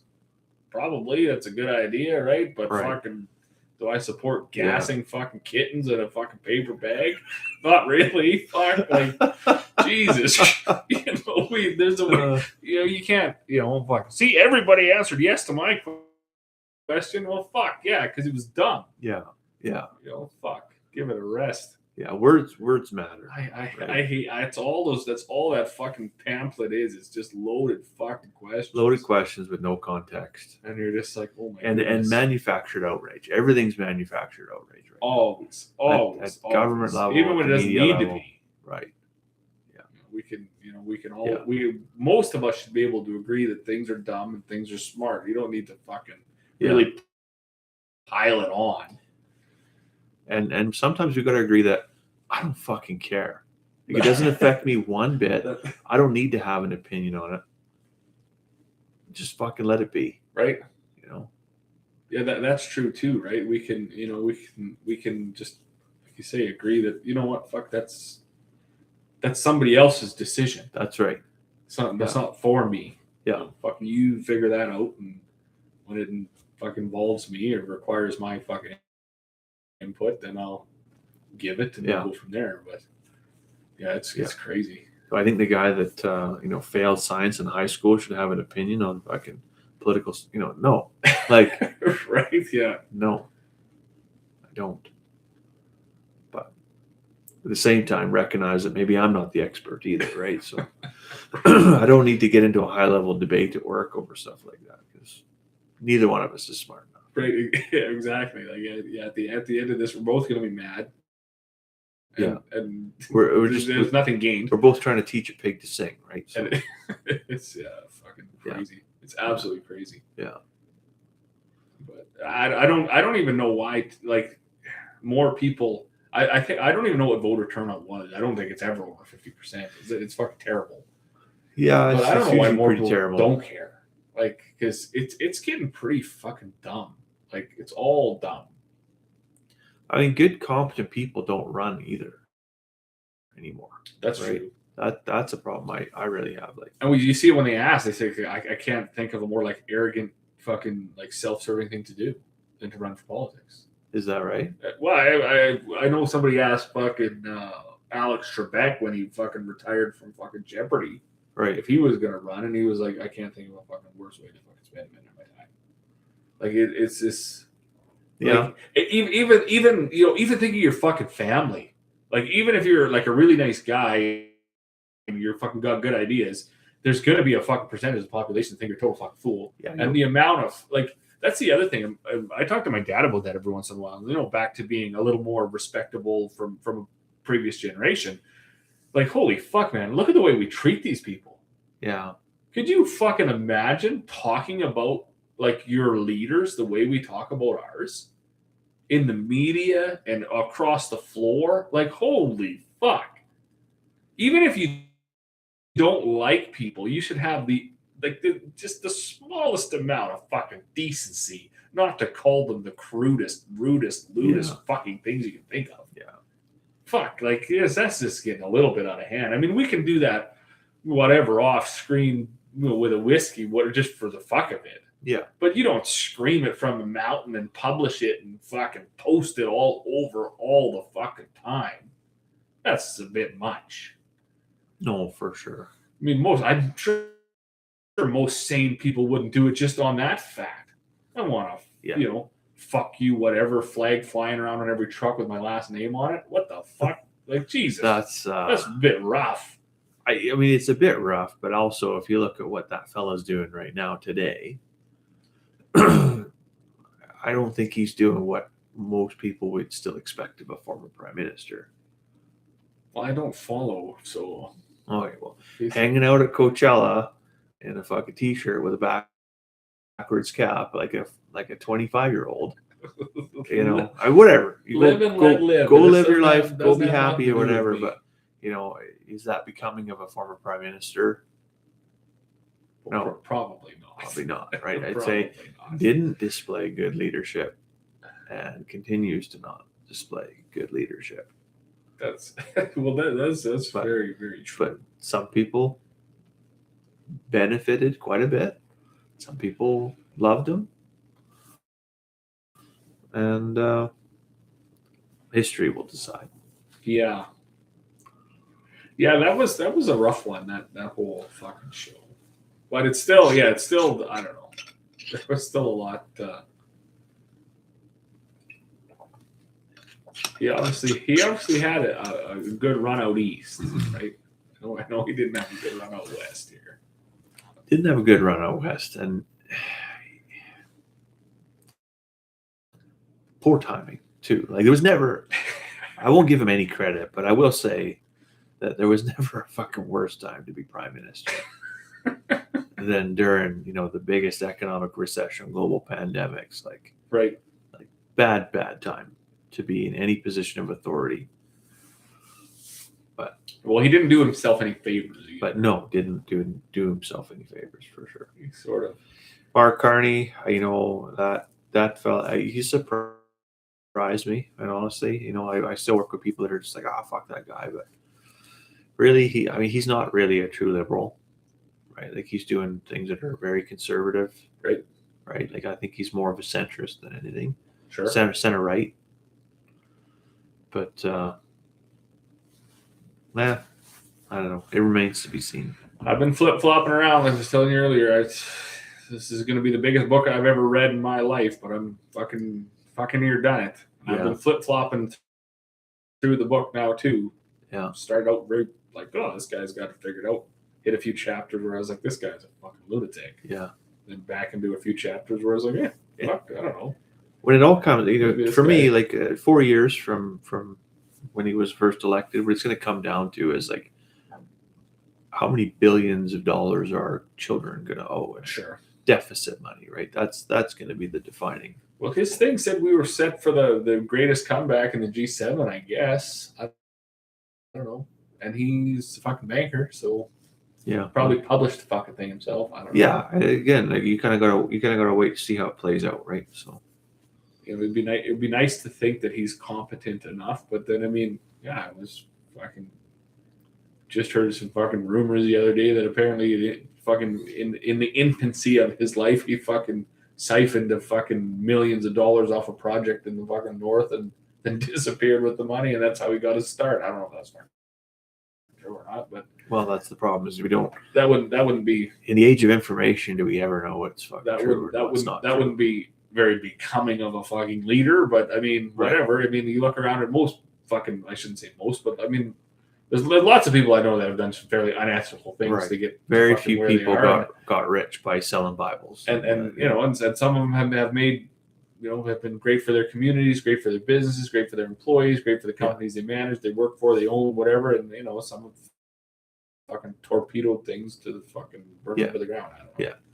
So it's like you say, it's to be seen. I can definitely say I was not a big fan of the way this transition of power took place. That wasn't really all that fun. Right. Handed the keys to the country. Democratic. I didn't think, but if you were to break it down, I guess it sort of was. The Liberals were in charge of leading the country. They decided their leader was no longer any good, so they voted a new one. I don't know. They voted a new one, and then we went to an election, and he won the election. Right. The same thing is true of the floor crossings, right? It seems like on the surface, he's poached some people from the other party, and they've crossed the floor, but they've ran by elections, and those people have won by elections, and so it is democratically elected people. Sure. They are elected. Have they all ran by elections? Again, I don't want to say it's a fact, but that's what I've heard. Okay. Right. So if that's true, then it's hard to argue. I was wondering. The Canadian population in the original election did not vote for a majority Liberal government. Right. But do changes happen within 4 years? Sure they do. Right. Does the political appetite change? Do the needs of the country change? Yeah, I mean, it happens, right? So the floor crossing thing only is ever argued by the people who have less seats. Who have less seats now, right? Right. It will never be argued by the party that just gained seats, but also by the people within the communities that now found themselves on the side that has something, right? So that made the most sense. Let those MPs be accountable to their constituents. And it's funny because she had said that, right? Like she crossed the floor so her constituents could finally fucking have a voice and get something. Right. And I had said that a few years ago, and I was like, the smartest thing the fucking peace country can do here is fucking elect a fucking blue Liberal. Because the conservatives are fucking under Pierre are not going to get elected.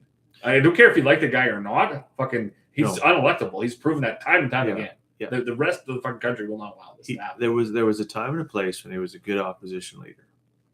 When he lost his seat in Ottawa or in Ontario, right, in Carleton, he immediately should have been replaced as leader. And come running out west for a free seat like that. That did not do him any favors. No, it didn't do the party any favors. And let's face it, he will not be the prime minister. Right? I can't see now. There's a majority. I'm actually shocked that the party has not just said like you're done. Like we're gonna elect him. And to the other side of that, they're like still rallying behind him. Yeah, but it's because they don't have a plan B. There's not another candidate waiting in the wings. It's a strong candidate. It just seems strange to me that you could that literally is the definition of insanity. It's fucking do the same thing over and over again and expect a different fucking result. Right. What's that? Larry said, "I'd love to see the U.S. and Canada be one country. I might be in the minority." I like Canada. Big fan. Yeah, I mean, I there's a whole thing around the Alberta separation movement right now. I'm not in favor of Alberta separating and becoming its own entity. I mean, I've got my own reasons for that, right? But I think Jeffrey Rath and that Mitch, what's his name there, that other fellow that's involved. I didn't follow this too much. I do know the Jeffrey Rath, like the Calgary lawyer guy or whatever. That's the only name that would stick out to me. I honestly think they're both, and this is coming from a point where I pride myself on being a very good judge of people's character. I think they're both grifters. Sure. Right. And there's a certain short-sightedness around that movement.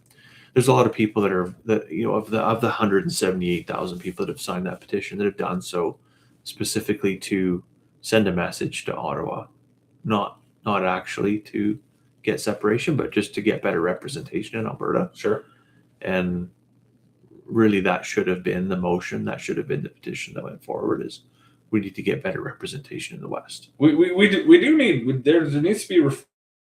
Like there are inequities all the time. We need to be working out. Yeah, absolutely. Yeah, and it's funny because I think we might have talked about this on live too. Like I said, I just said I like Canada, and when all this rhetoric was talking about a governor of Canada and all this stuff that Trump was saying, and I don't know if it was you and we did a live and I was talking to somebody else maybe. I said, fucking had this happen diplomatically properly, where somebody sat down and was like, hey, this is like the largest undefended border on the planet. We're the most alike countries on the planet. Why don't we just fucking take the old eraser and give her one of these?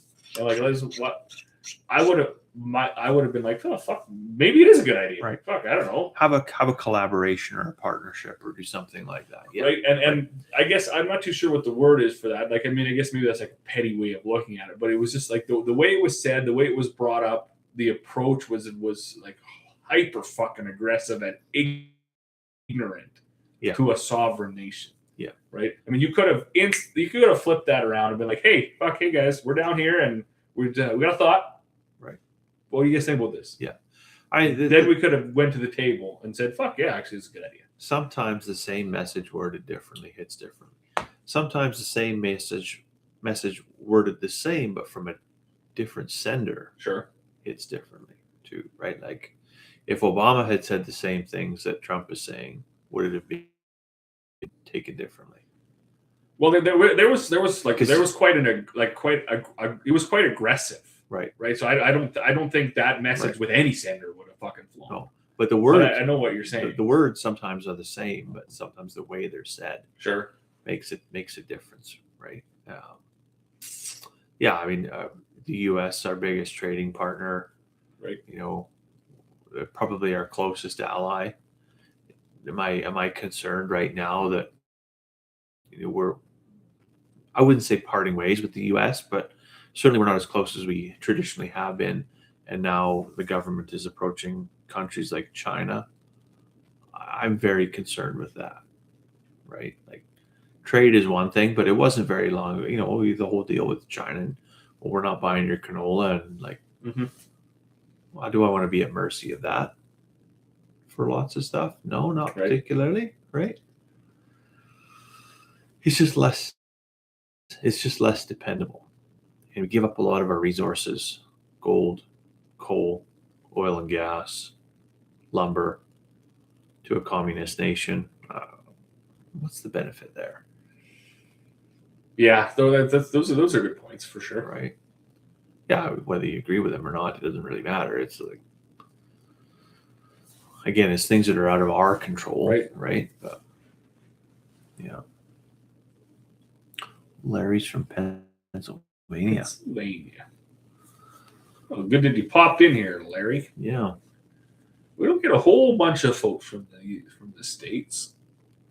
Mostly ends up being fairly local what comes in here. Yeah, I'd be interested to know, I guess, from Larry's perspective, what the viewpoint is from the U.S. on the Canadian political situation currently. Because for us, it feels pretty volatile right now. Like there's a lot of unrest, political unrest, specifically in Western Canada. Oh, for sure there is. Right. For sure there is. There's a lot of noise for sure. Yeah. I'm not too sure, like population wise, how much unrest there is. Like say with the 178, like what? Yeah. See, I don't know this either. Like 178,000 people isn't a lot of people in terms of like the population of Alberta. And then I think they didn't say something like 500,000 turned out for the fucking Stay Alberta fucking petition or whatever. I'm not sure what the number is there. I'm not sure.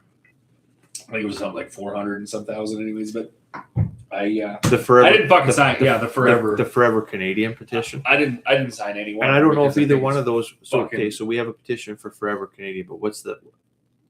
And I didn't study it close enough. But what is the objective there? Just to stay in Canada?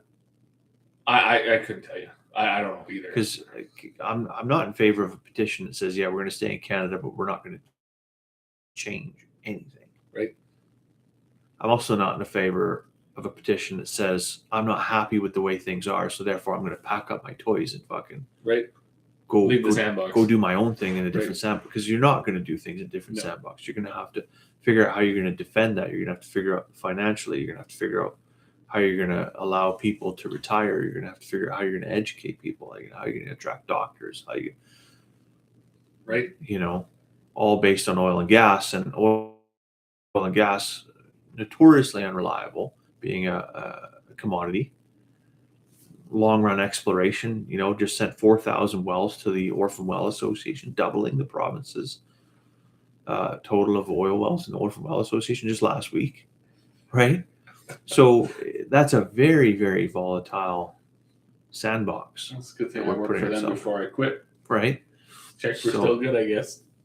Checks were still good at that point in time. Fuck, did they change their name a lot? Holy man. So I mean, things can change very, very quickly, and so we have a lot of security. Although it's never nice to have to pay out to have not provinces, there is a lot of security that comes with being part of a sovereign nation. Right. that's bigger than just yourself, right? So, we'll always look at Canada as our brothers, nothing but positive. Yeah, well, that's good. I mean, yeah, I don't know if everybody feels that way. Again, we see a lot of. I do believe that overwhelmingly they do. I think that the majority has become like this, like so silent that that loud minority. Yeah. is Yeah, and right? that's probably it. And Right? same and when you bring it like to real life, I was talking to someone about this because they didn't understand algorithms. They were an older person, and I said, like, Yeah. what you see now is folks that are angry and they start to look, and their algorithm shifts to what they want to see. Yeah. And then they actually start to believe that is the entire, Then like that's the just entire reality. population. Yeah, Like, yeah. Fuck, look Right. at, I bring up my phone and all I can see is things that I like. 51st state. And you're like, well, yeah, that's because that's all you look at. Yeah. But like open your eyes further, right? Like there's a whole bunch of us who, like you say, we're not quite satisfied. We feel a bit fucking taken advantage of. Yeah. We want some electoral reform. We want some fucking financial fucking control. We want a bigger seat at the table because we bring a bigger piece of the pie. Yeah. We don't want to be shunned and looked down upon. I don't think there's anything wrong with bringing those to the table. But, like I was talking to another man, he said, well, we've been bringing this to the table for 100 years. I was like, well, actually, that's fucking true, too. That's very fair. Well, Alberta became a province in 1905. So they've been battling this from fucking like 1935 on. Right. For 90 fucking years, they've been trying to get a fair fucking deal. Right. So what's it going to take? I don't know. Yeah, what is it going to take? I'm not sure what the answer is, but I feel like packing up your toys and going home probably. No, I think there's. Yeah, consolidation's always been better. So I don't know why I fucking think you're going to like pull out and yeah. Disunity isn't the solution, right? Because you get 178,000 signatures, but there's a lot of signatures that are less, or a lot of people that are just like, no, that's not. You don't speak for me. That's right. That's not what we want. Right? It's not representative. And again, I say Jeffrey Rath is a grifter. I don't know what he's charging or if he's charging anything at all, but he's a snake oil salesman or whatever. Right. It's just very appealing to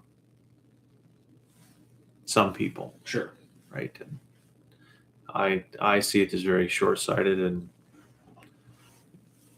not everybody would agree with me on that one, I don't think. But yeah, it was 170,000 that definitely wouldn't agree with me. But so yeah, I tend to. I mean, I only watched one of his speeches on the internet or whatever, and I was like, holy fuck, man! Like, you even got to dress like a dipshit. Like, right? Like what do you fuck? You want to talk about judging a book by its fucking cover? Fair enough. Put that goddamn cowboy hat away. It's just, you certainly, and it's funny because when I was reading through Mark Carney's book, I was actually getting mad at how it was written because it's so fucking above my fucking intellect level. Like I don't know I don't know what insipid means. I don't know what nascent means. Why the fuck would you use incipient on one page and nascent on the other page when they mean the same fucking thing, and you could have literally just used a fucking normal word that I understand. Like, who'd you write the book for? Right. That pissed me off. But on the other hand, I expect the leader of the country to fucking know what those words mean and be able to talk like that. Right. So maybe he didn't write the book for me. Probably didn't write the book. Should have wrote the fucking, can you write one for me, right? So I can learn a little bit about something, right? In fact, in one chapter one page I was reading, was like talking about how they dumb shit down for people because a lot of it's above their head, and then it gets boring too, right? When you read through 7,000 pages of fucking regulation and litigation, and like, fuck, I don't know. Most of us lose interest by somewhere in the index. Right? We're just not. It's not our thing. Yeah. Right? But. Yeah, that's the tricky thing about the English language too, though, is that sometimes words can have similar meanings, but really they actually have, based on the context, can have very different meanings. Yeah. And so sometimes it is important to use that very specific. Well, they're fucking synonyms. So. Well, yeah, synonym means what?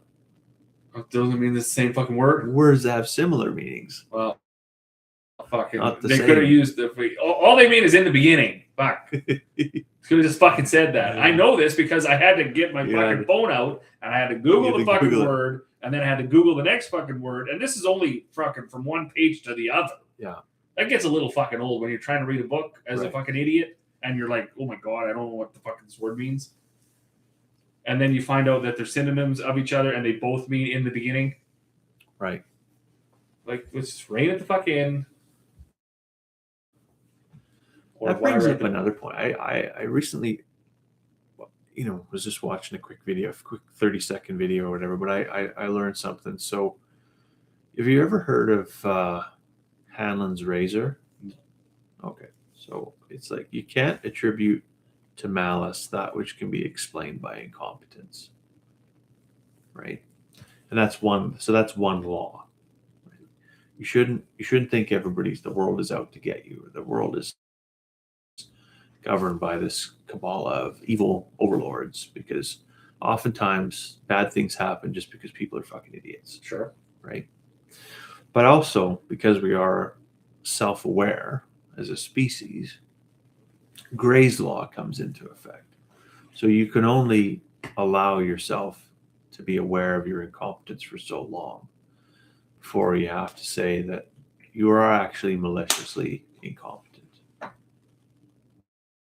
I thought that was pretty incredible. Like, from a political perspective, how long can you get away with just being a fucking idiot and not actually making things better before you're actually like trying to undo how good things are?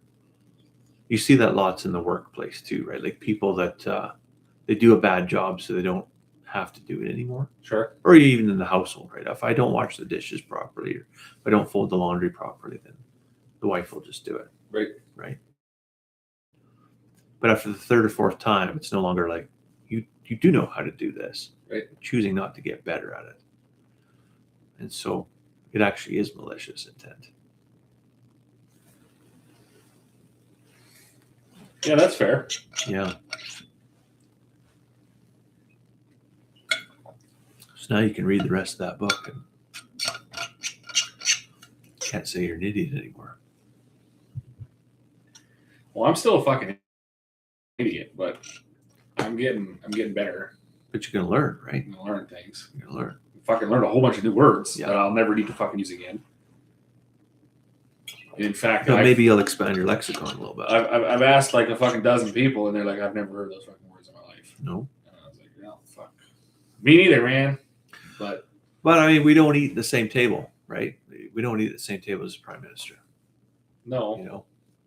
Somebody also told me that book was shadow written, which then pissed me off even more, because that would mean he didn't even really write the fucking thing. So I look into that. Like an autobiography. So who fucking put that word in there? Like just some fucking asshole. Oh, I don't appreciate it. I'm sure it probably wasn't some asshole. I don't appreciate it. I don't appreciate it at all. Fair enough. You don't need to use that word. I bet you these four fuckers didn't know what insipid meant. No. Almost fucking guarantee it. You're probably the only person that I would have fucking bet knew what that word fucking meant. Maybe.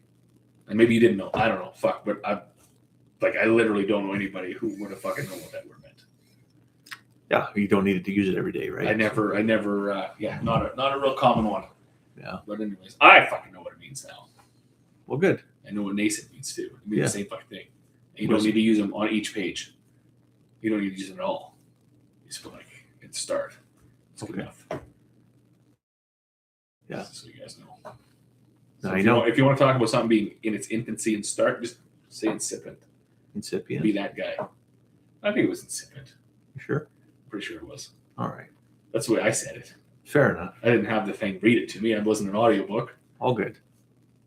Fucking, I can see what it's spelled. Maybe it is incipient. Probably is. Yeah. There's an E in there for sure. There's definitely an E in there. What the fuck was it? It is incipient. It's IENT. Yeah. There's another I in there. I know. I know. But it is nascent, I'm pretty sure. It's NAS. Fuck, I gotta look that up too. We learn things here for you four that are still watching. You should have brought the book. The book? We could have read a chapter. Oh no, you don't want to. I sent this to this guy because he's like, well, fucking, what words are you talking about?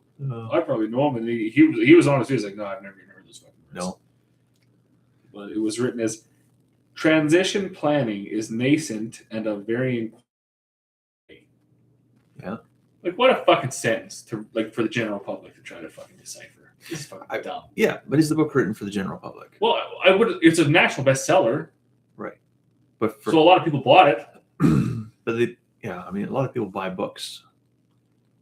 But that doesn't mean that they. And then building knowledge and expertise in an incipient field. Yeah. So you could just say, like, in a new field. That would have been good. You didn't need to say that. You didn't need to be a prick. Well, yeah, he's not being a dick. So the context matters. This guy. I'm not. He's not going to send you a card. I guarantee it. He won't. But a new field is different than an incipient field. So an incipient field means that it's starting, but it's also developing. Right? Something is new, but it might be going fucking nowhere. It's in its incipient stage. It's new, but it's also growing and developing.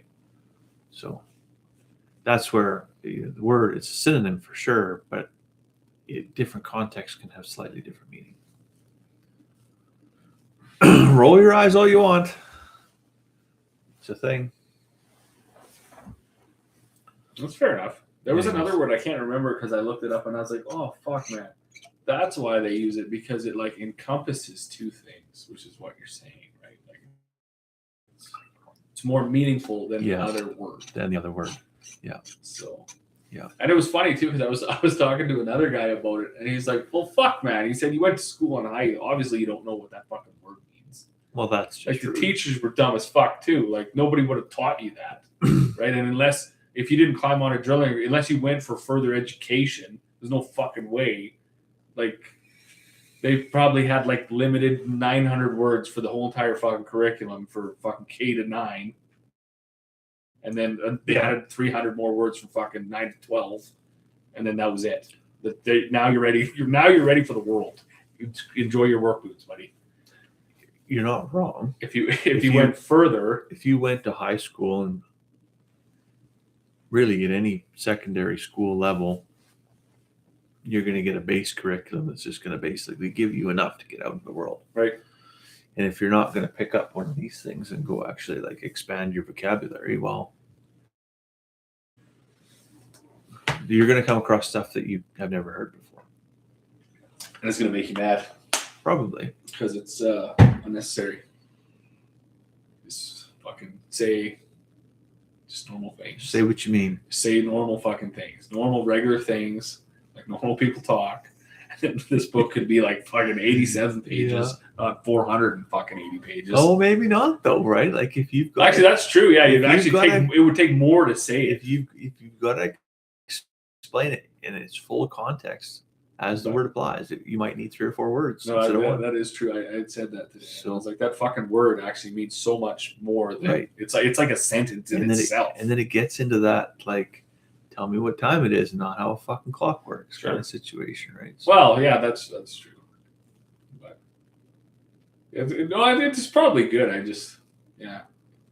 His other thing that got me was acronyms. Fuck, I hate acronyms. I just hate them. Yeah, acronyms are brutal. There was 21 on one fucking page. Yeah, and I could. And there's this. Yeah, there can be so much confusion. Well, and like, so they do a good job. The first time they put the acronym in there, they fucking have what it means. Right. In parentheses, they got that. It's all spelled out. But you're expected to know after that. Well, and that's the thing, right? And if you don't have like, and I don't have a strong mind to retain that paragraph. I most likely got to read it 2 or 3 fucking times, right? It doesn't just stick with me the first time. So you've already fucking forgot. The minute you've read this fucking thing, and you're like, okay, well, then we're moving on. And then it shows up again. So then you double back, and you're like, okay, that means fucking this. And then it's over here 45 fucking more times. Oh, it's a tough read. It's a tough read for me. So why'd you buy it? Oh, I don't know. Try not to be a total fucking idiot. Professional curiosity. I don't know anything about the fucking guy. Yeah. Like, he didn't campaign. Right. He was a governor general or a governor of the Bank of Canada. He was governor of the Bank of fucking England. Yeah. That's all I know. Fuck. Grew up in Edmonton. How am I gonna like? If someone's like, "Oh, what do you think about that fucking guy?" I just be like, "He's a fucking idiot." Right. Like, I don't know. Fuck. Maybe he's not.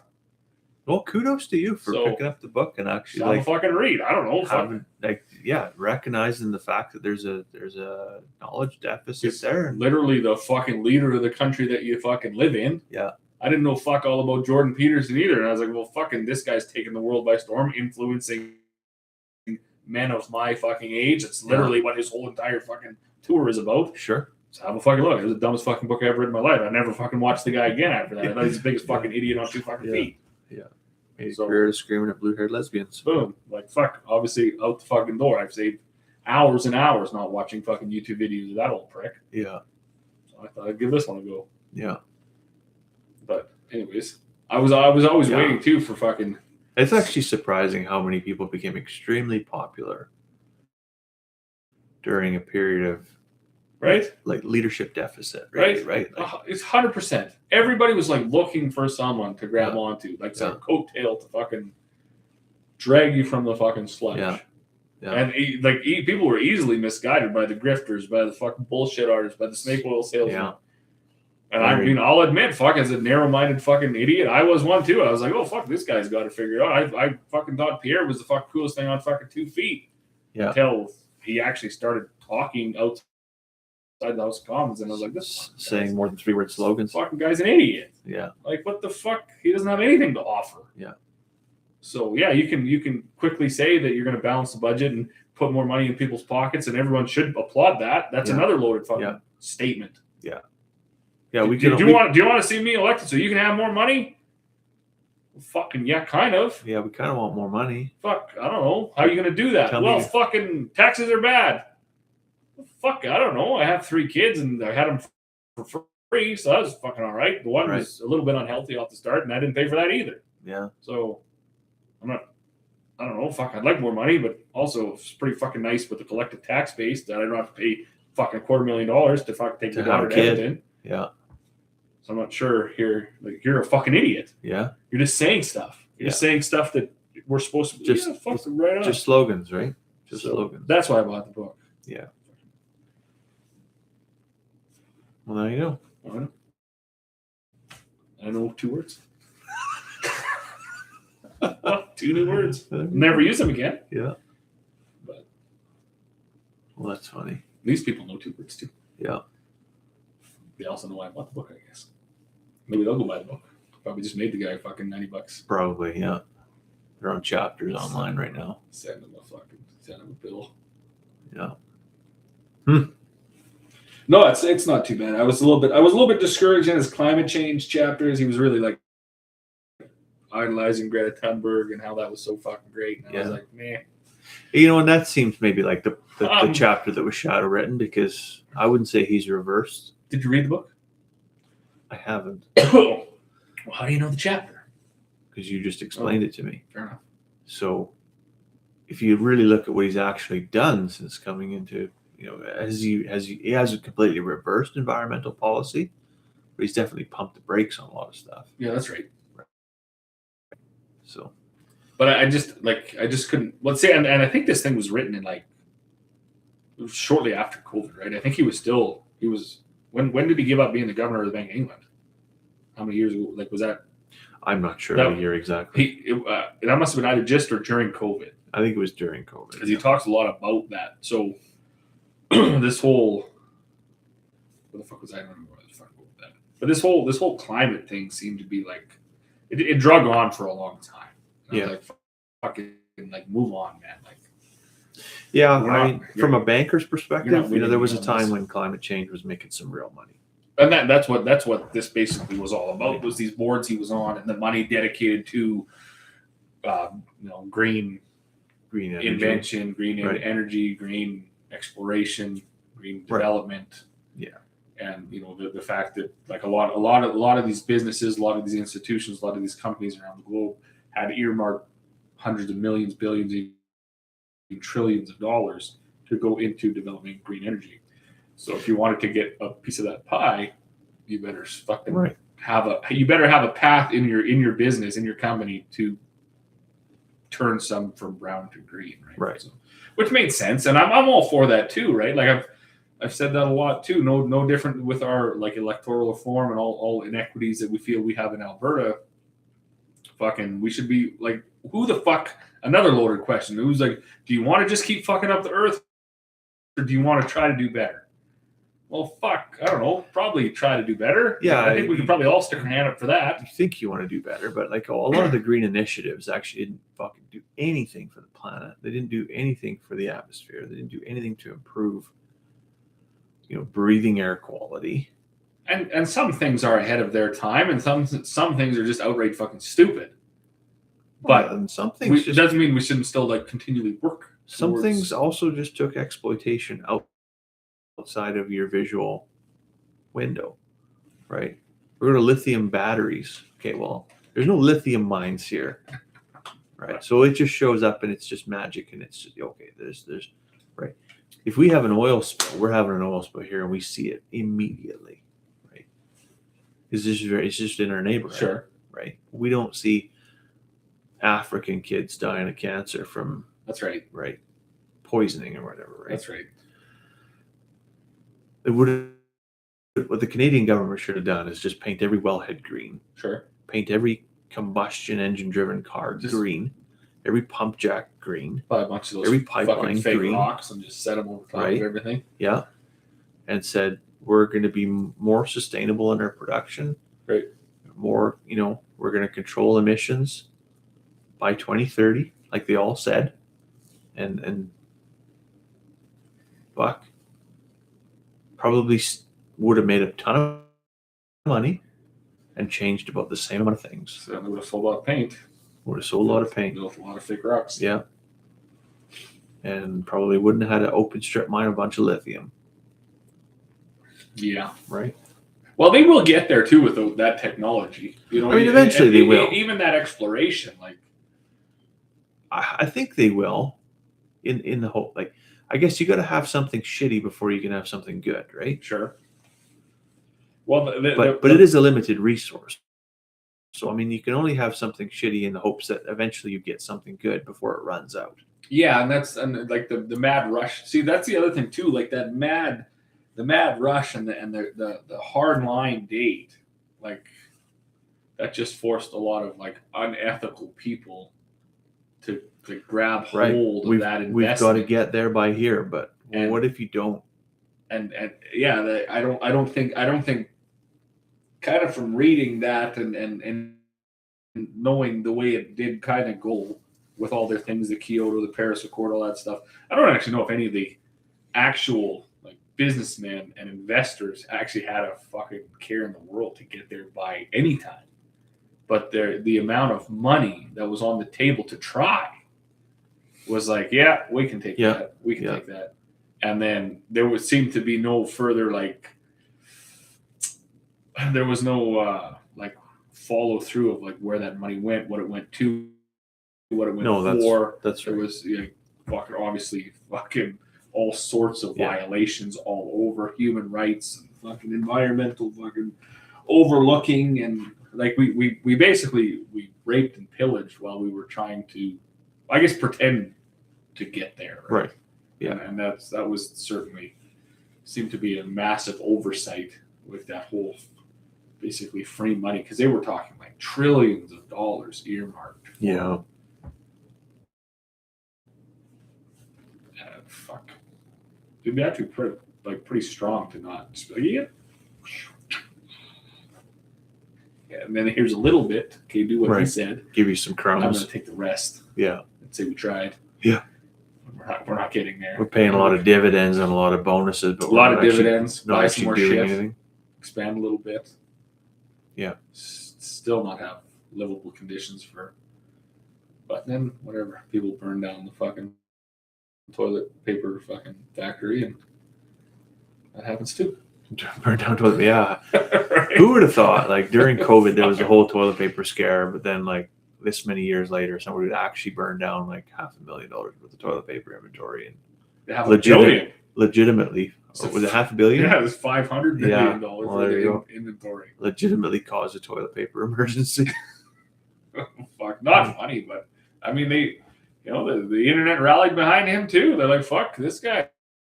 It's like, let's get him a GoFundMe. Let's get him a lawyer. Fuck. Like, I see lots of shorts where people are like, yeah, fuck this. We're tired of working fucking 14-hour days for nothing. I guess. I'm very blessed, but I can fucking totally appreciate people's frustrations. That's fucked. I can too, but like, you don't got to work there.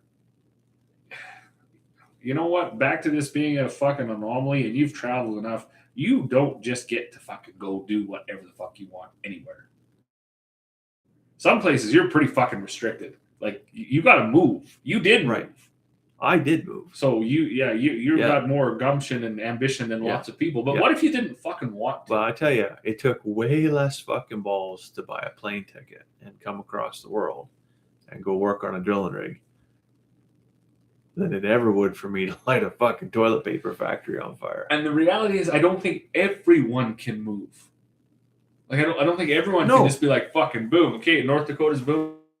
Let's just fucking go there. Let's just fucking go there. Sometimes you just need the guy that wants to fucking work in the back at the fucking hardware store and put the fucking 2x4s on your truck. Yeah. Does that deserve any less fucking dignity and no fucking livable wage? Probably fucking not. Probably not. But I don't think we should sell. Should he burn the fucking joint down? If you don't, definitely not. No.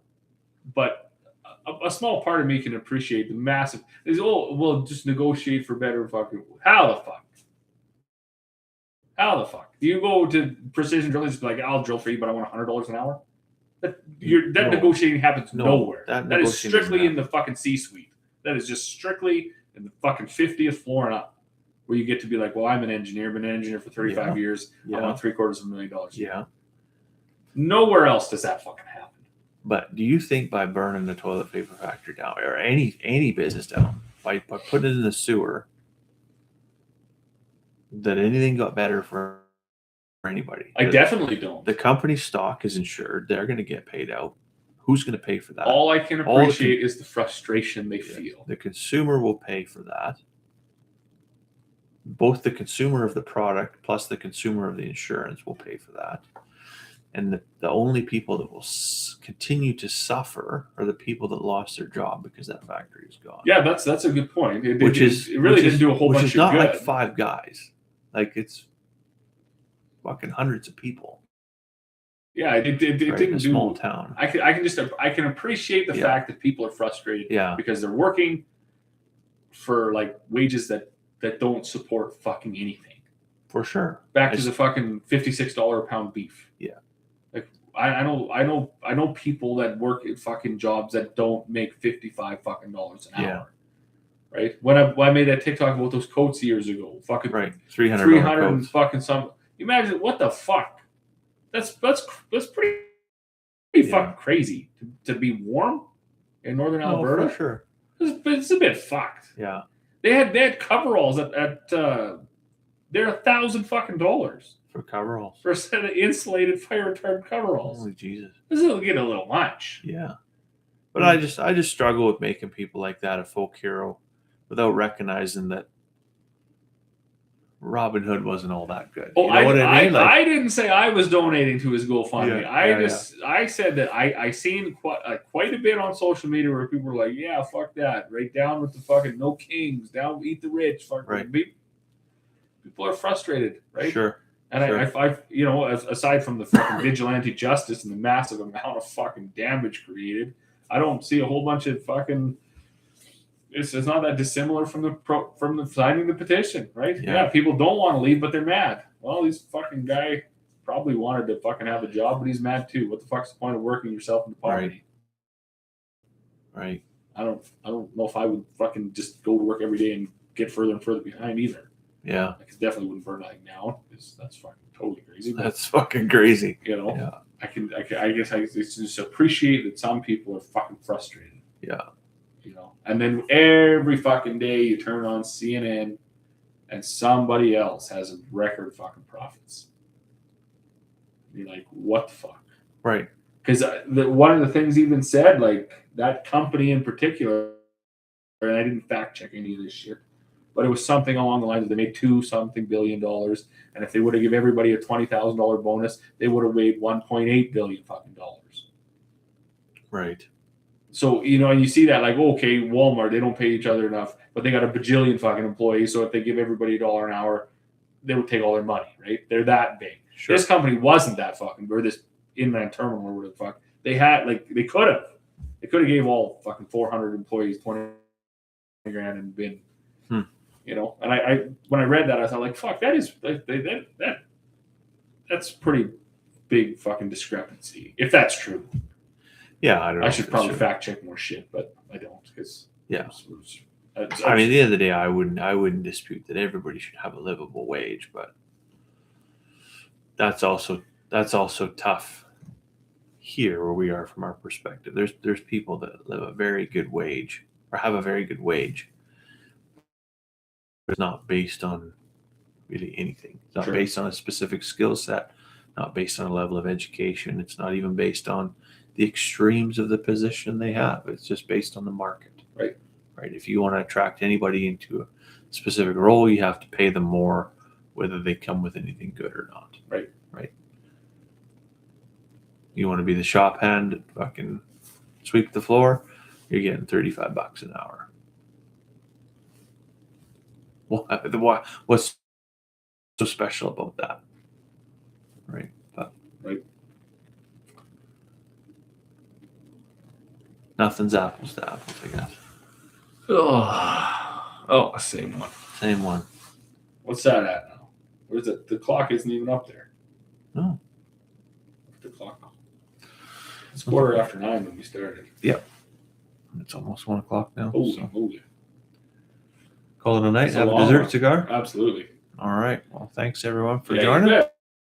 That was a good one. We'll come back in a couple weeks, maybe Mhm. maybe a couple months. You never know how it works out. Sooner the better, but be spring seeding soon. Preferably before seeding, but It'd be good to do one before seeding it. all righty. Well, have a good night, everyone. What's the clock straight here? Look at that. Oh, there it is. 3 hours, 36 minutes. That was a good one. It's up there with the longest.